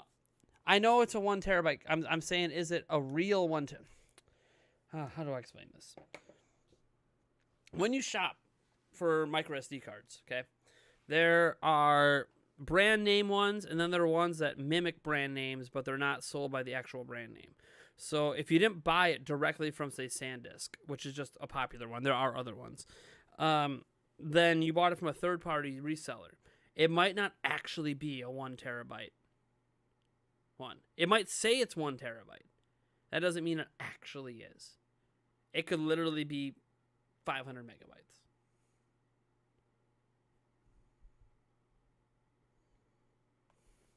But where did you buy it, Frozen Gamer? This is what I'm trying to say. Just because it says SanDisk on it doesn't mean it's a real. Where did you buy it? Like say you got it on Amazon. Okay, what seller on Amazon? You got to make sure it's the real, legit SanDisk seller. It can't be a third-party vendor. You got to be really careful with micro SD cards, man. There's a lot of people faking 1 terabyte on cards that are not 1 terabyte. And if you did buy it from the legit real seller, then RMA it and have them send you a new one.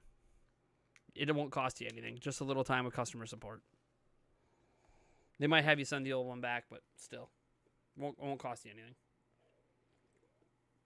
But you got to be careful. There's a lot of... That's why whenever I do a video or a post about sales on SD cards, I make sure I include all the legit links to every size. So you know you're getting it legit, and if it comes and it doesn't work, you can contact customer support and get a new one. Now, I don't have a 1 terabyte one. I have a 512. But do you think the new Switch is going to be announced soon? I have no idea. If it even exists, Paul, I don't know. I presume it exists, but I don't actually know. I haven't seen one. I haven't held it in my hands. Don't have like an employee at Nintendo whispering sweet nothings to me behind the scenes. So I don't even know that it exists. But if it does exist, I have no idea. It could be a holiday release next year, and we're not going to hear about it till summer. I have no idea. I want it to come out in March. Doesn't mean it's going to come out in March. Because if it's going to come out in March, then I presume it's announced next month. But don't know.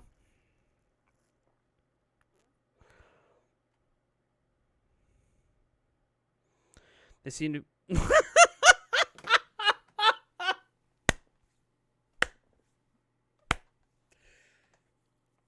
I'm sorry, Bella. I'm not trying to, like...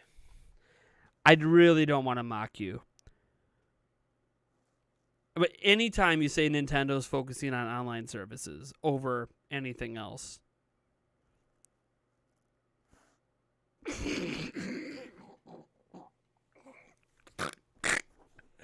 I can't even read that again.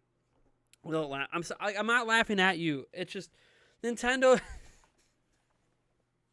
They put the least amount of effort into their online services. Like they're not gonna. Oh, they're working on online services instead of a new So they increased their R&D by $150 million over the last year for their online services that haven't gotten any better.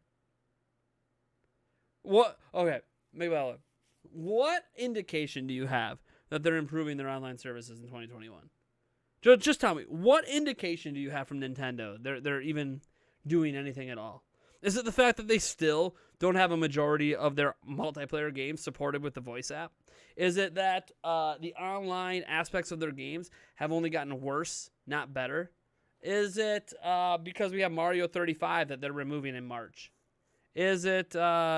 I don't know, that I guess they're still adding games to the NES and SNES app randomly when they feel like it? Or is it just because they released a single update to the UI of Switch that took all of the Nintendo Switch Online services, packed it into a little menu icon down on the bottom that exists solely as an advertisement to get people to buy a Nintendo Switch Online? Now, I'm not saying that they won't improve the services in 2021. I'm saying they haven't done anything to show they're going to. All they've done is condensed all the services into an icon to advertise it so people buy it. They made a UI update. They didn't do anything to the online service. Now, maybe they will, and maybe you're right, and I want you to be right. Not so much because I don't want to Switch Pro. I want the online services to get better. But Nintendo has never improved them on any platform. Whatever you got for online services on a platform is all you got. Wii U, what the online services are what they were. They never fixed them, never made them better. 3DS, Wii, what the services are what they were. They never improved them, never made them better. Switch, so far, once they release the services, they are what they are. They've never improved them and never done anything to make them better. Nintendo has never shown a propensity to improve their online services throughout the lifetime of a console. That's why I laughed at it, because Nintendo has a history of never doing what you think they're doing. So I would love to be wrong, but Nintendo has yet to prove that they're going to do anything. The next chance you have at them doing anything is the next generation Switch or whatever they release. That's the next time you'll see a change in the online services. And will they be better? Psh, beats me. It could be worse. Many people argue the Switch is worse than Wii U. So, I kind of agree with that, by the way. The Switch online services are worse than Wii U. At least on Wii U, we had local voice chat. We had local video chat, actually. We had local chat through Miiverse. Oh, and by the way, we didn't have to use friend codes. Now, I understand most people didn't experience Wii U, but Wii U had a way better online system than Nintendo Switch.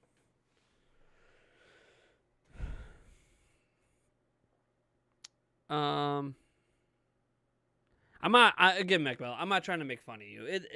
It's okay to have hope. Have hope, man. It's hard to take a comment like that seriously when Nintendo hasn't really given us any proof they're going to. All they did was a UI update, which I'm glad they updated the UI. If anything, it can give you hope that they're going to add themes.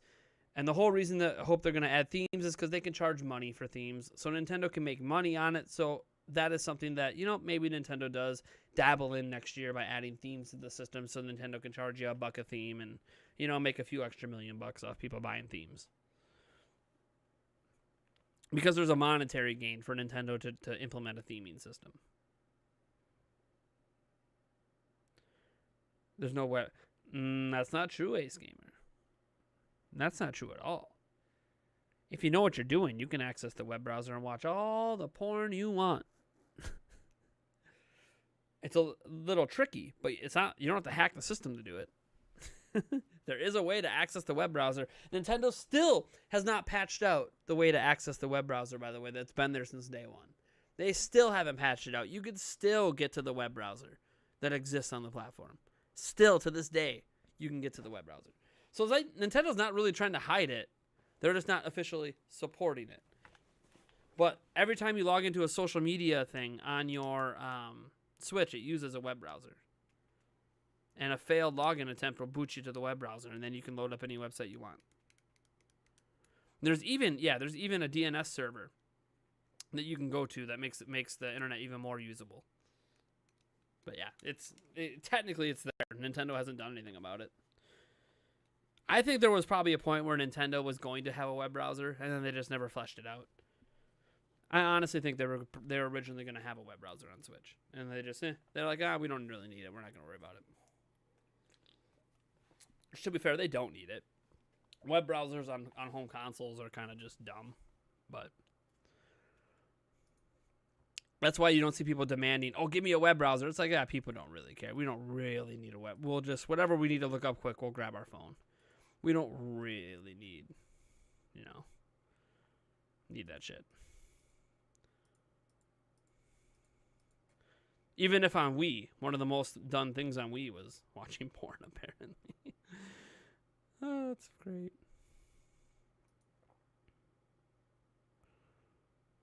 Just put Discord. Yeah, I mean, Discord did offer to be like a chat service for Nintendo. They did offer it, but, Nintendo's not going to do that. They want their own shit. Which is fine. I mean, everyone else has their own shit. Just, I don't know. Then the Nintendo's thing uses Google's chat services anyways in their app. So, like, they could just have, like, Google Voice or whatever be the, I don't know. Nintendo's a weird company. Tell you how to get to the web browser. Where's my Switch?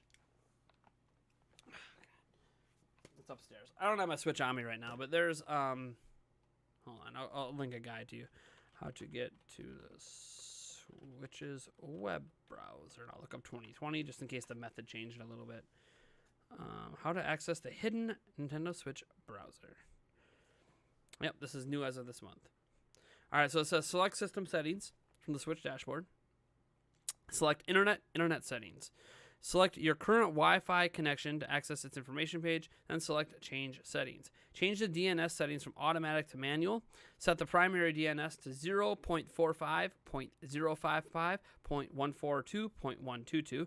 Select save to connect to the Switch Brew DNS page. Wait roughly 8 seconds to be redirected to Google. If nothing happens after 8 seconds, select news from the Switch dashboard, then select find channels. So if nothing happens after you change the DNS, you can then go to the news and find channels, and it'll boot you out to the browser. So it's actually easier than it used to be. It used to be a little bit more complicated. You used to have to go mess with social media profiles to get it, but now you don't even have to do that. Now you can just straight up enter that DNS, save, and if it doesn't work, then go to the news channel. So yeah, it's actually really simple. I'll link you the article quick. This is on lifewire.com. So yeah, it's gotten easier. Basically, Switch hackers have found a way to streamline it.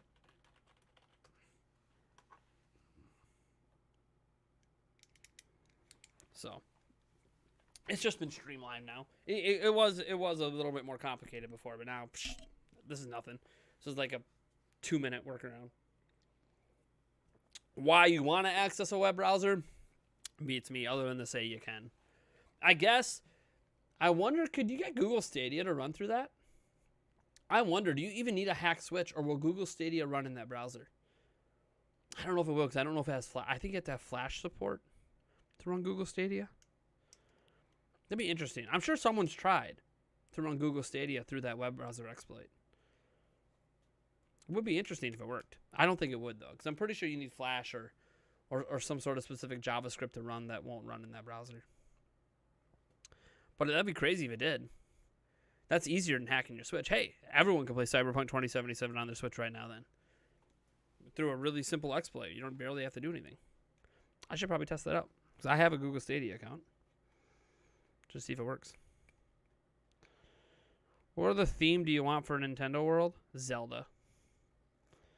I mean, that's the only theme I want. Don't get me wrong, Mario's cool. I mean, Mario's the obvious. Excuse me. But Zelda is my fave. Zelda is my fave.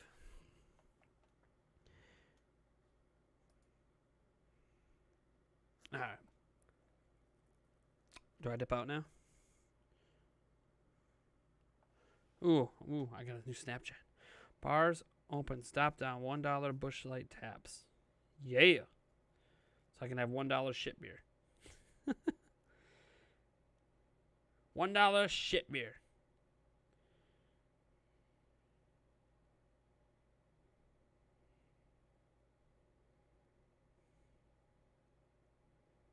Nothing wrong with $1 beers.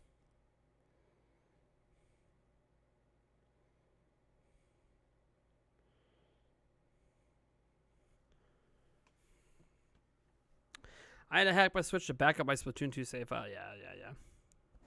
Damn Splatoon. Hey, Funbucks 5 should be there today. 1 second. 1 second.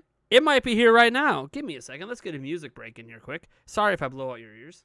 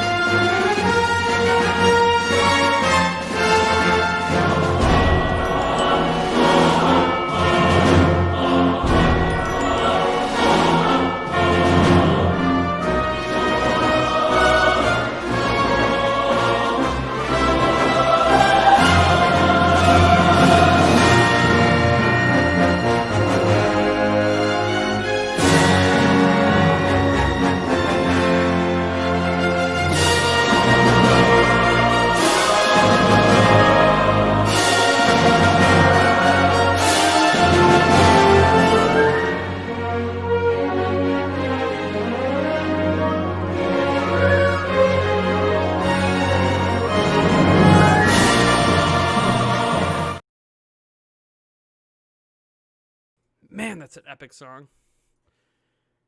That's a good song, man. Well, I'm just gonna open it now, man. Obviously. So, to Nintendo Prime Guy. I'm not gonna show any addresses, of course.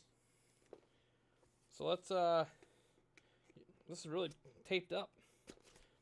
Taped up. Taped up. Let's see here. Come on. Try not to rip the box. What do we got here? Or show any addresses. Man, there's a lot of tape on this. I probably shouldn't cut towards me. You really taped this up. This is why the box cutter was by me today, right? So this last minute Christmas present.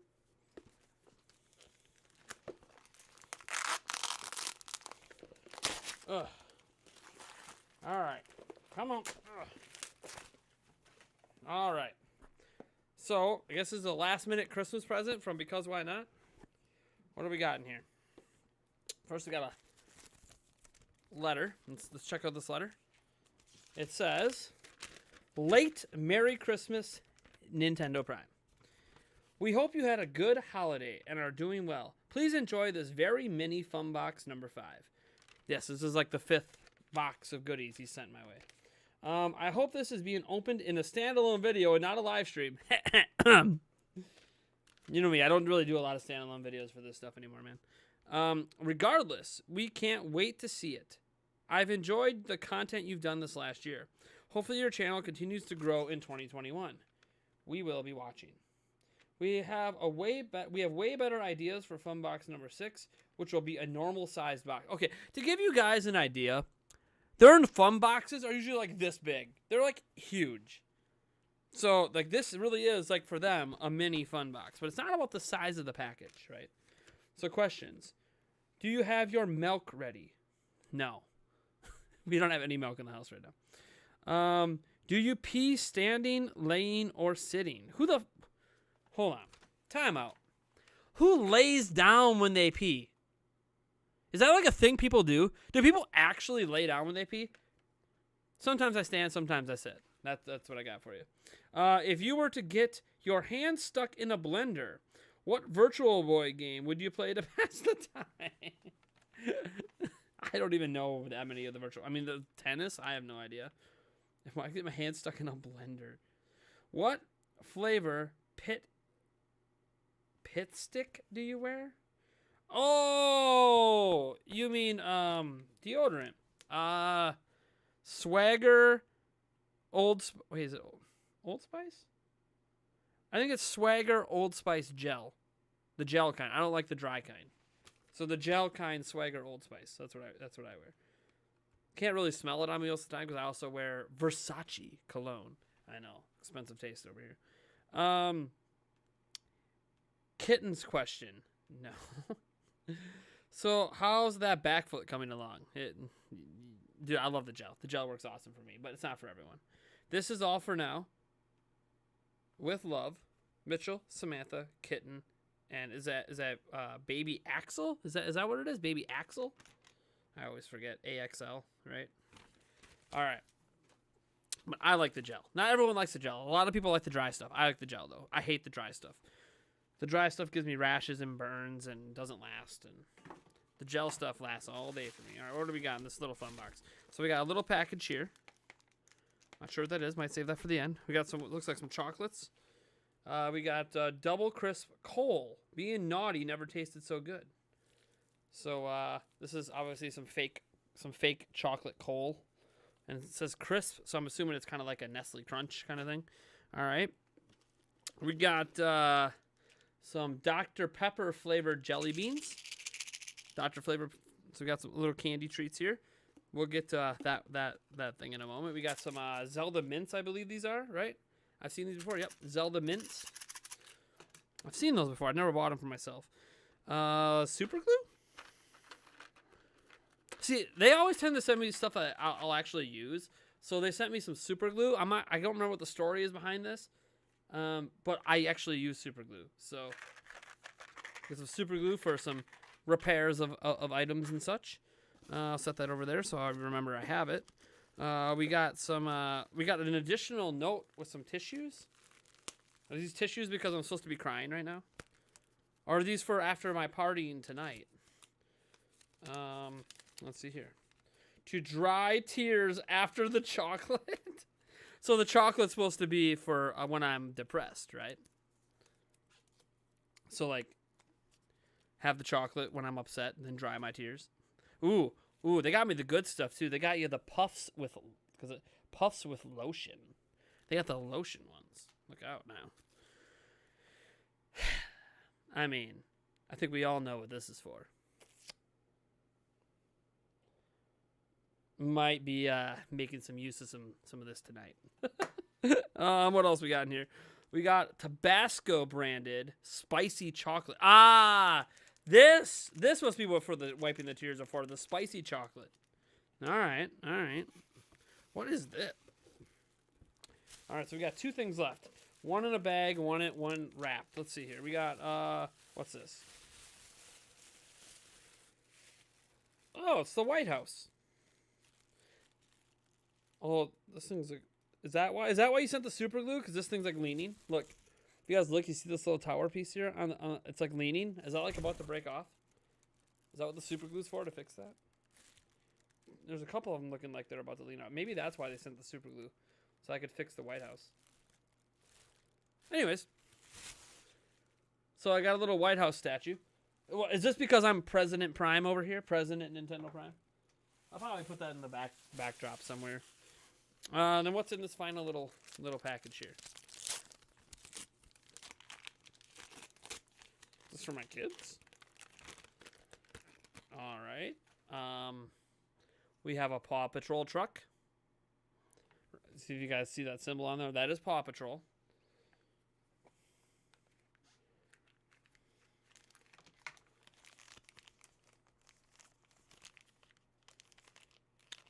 I have no idea what these are. This was inside the Paw Patrol truck. Is it just Paw Patrol toys? We got a little baby pterodactyl. It has to be for my kids, right? Oh, and then we got Marshall. That's right. I know my Paw Patrol. I'm a parent. I know what's up. So we got Marshall and a pterodactyl. So open up the truck and inside Marshall and a pterodactyl. My youngest son will like that. Actually, all my kids will probably want it, but too bad. It'll go to my youngest. Awesome. Well, I think it's only fair that I have this Tabasco spicy chocolate right now and get ready to wipe my tears. Because you're watching the stream. So I gotta try this Tabasco, whatever the heck it is, chocolate. Yulia won't try it, I'm sure. It just smells like normal chocolate. See, I don't mind Tabasco, but Tabasco and chocolate together. For those who don't know, when I do shots, sometimes I like to do Tabasco sauce inside of Goldschlager for a shot. So Tabasco doesn't bother me so much, but Tabasco and chocolate, it just smells like normal chocolate. I have a feeling chocolate would overflavor the Tabasco, wouldn't it? How much Tabasco is in it, does it say? Ingredients: sugar, chocolate liqueur, cocoa butter. There's liquor in it. Okay. Perfect. So it's like doing another shot. There's actual booze in it. Tabasco sauce. Tabasco. So it's got dry blend version of it. Okay. Doesn't say how much though. If I was allergic to peanuts, don't eat it because it's made in the same place that other stuff peanuts is. But I'm not allergic to that stuff. All right. Well, let's give it a try. Tabasco flavored chocolate.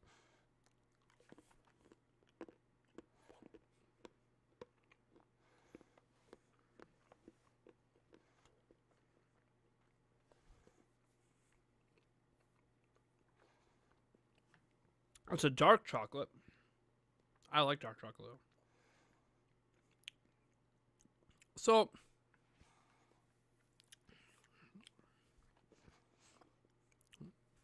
it doesn't really taste like I can't taste the Tabasco. So what it is you eat it and it just feels like you're eating dark chocolate. But then the aftertaste, when it sits like in the back of your throat, like back here, like you're getting a slight little burn. You're getting that Tabasco sauce burn, but you don't get any of the Tabasco sauce flavor. So it doesn't taste like anything you eat. The reason I didn't think this was going to be spicy, and it's really not, for those who don't know, chocolate is something you eat after you have spicy food. Chocolate is something that cuts down on the zing from spice. So I'm not surprised I didn't taste any Tabasco because the chocolate flavor would overpower it. But a little surprised that there's kind of that little slight little Tabasco burn that's there at the end. It feels weird because like my whole mouth tastes like chocolate. My whole mouth tastes like chocolate, but I got the burn of Tabasco. It's a weird combo, right? Like I don't taste Tabasco at all. So it's like I had Tabasco, but without actually tasting it, right? It's kind of weird. And like Tabasco isn't that spicy to me anyways. But the thing is, you start to get to some of the really spicy stuff. You start like ghost pepper and all that stuff. Like it just doesn't taste good. Like there's just not. It doesn't even have good flavor. See, Tabasco sauce has good flavor. But yeah, if you're trying to get me, to cry by eating something, you're gonna have to do a little better than Tabasco and chocolate.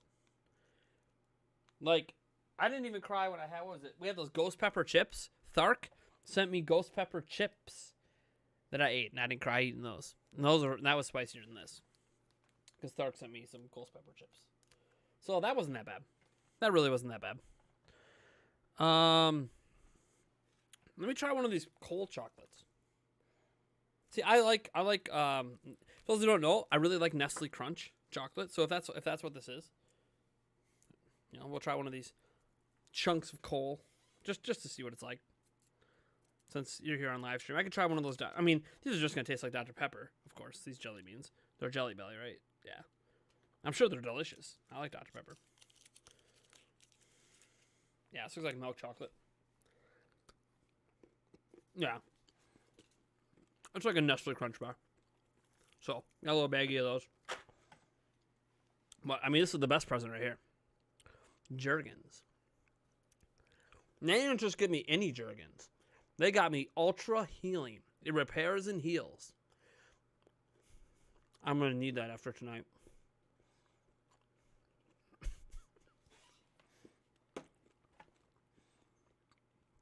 You guys are funny.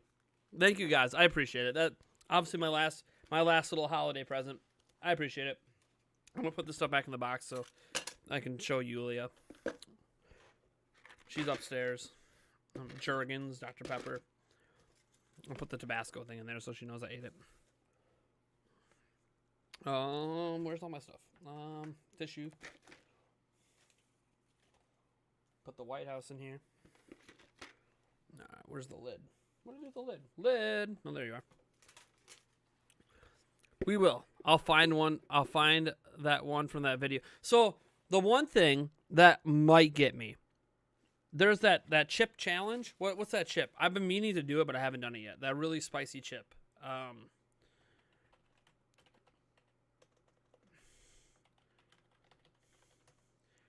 What is it? Yeah, the one chip challenge. I've been very interested in that. Now the thing is, it's expensive. Okay. Because it's apparently it's a Carolina Reaper. It's like a $30 chip. That is something I think might cause me some burn and some tears. But it's a $30 chip. That's why I haven't done it yet, because it's freaking $30. But I'm sure Matthew, right? That's the names right? Did I get that right? Mitchell. Sorry, Mitchell, not Matthew. Mitchell and Samantha. Figured I should know that by now, but ever since he changed his name to Because Why Not, I forget his username. So you guys don't have to give me anything. I really appreciate it. You guys are awesome. I know you got your own little family now and your cat and all that, and your new baby, newish baby. But thanks. I really am appreciative. Like, you know, these mugs here that I did a shot out of not too long ago. That was from them. These half mugs. A lot of stuff. I've got a lot of stuff from them. Some stuff back here is from them. You know, this thing over here is from them. You know, the old boobies. Which, by the way, I should be doing my shots out of this booby jar. I don't know why I don't do shots out of this booby jar more often. Oh, dang, my kid shoved something in here. Anyways, I don't know why I don't do my shots out of this more often. It's more appropriate. More appropriate, get your shots from some jugs. But I appreciate it. You guys are awesome. Here's to an awesome 2021 where hopefully we hit 100,000 subscribers in 2021. Wouldn't that be great? That way, one of these days, I unbox a fun box along with a $1,000 subscriber plaque that I could just throw in the back as if it means something. All right. You guys, Happy New Year to everyone, and I'll catch you guys in a later, like probably a stream tomorrow if I survive tonight. Peace.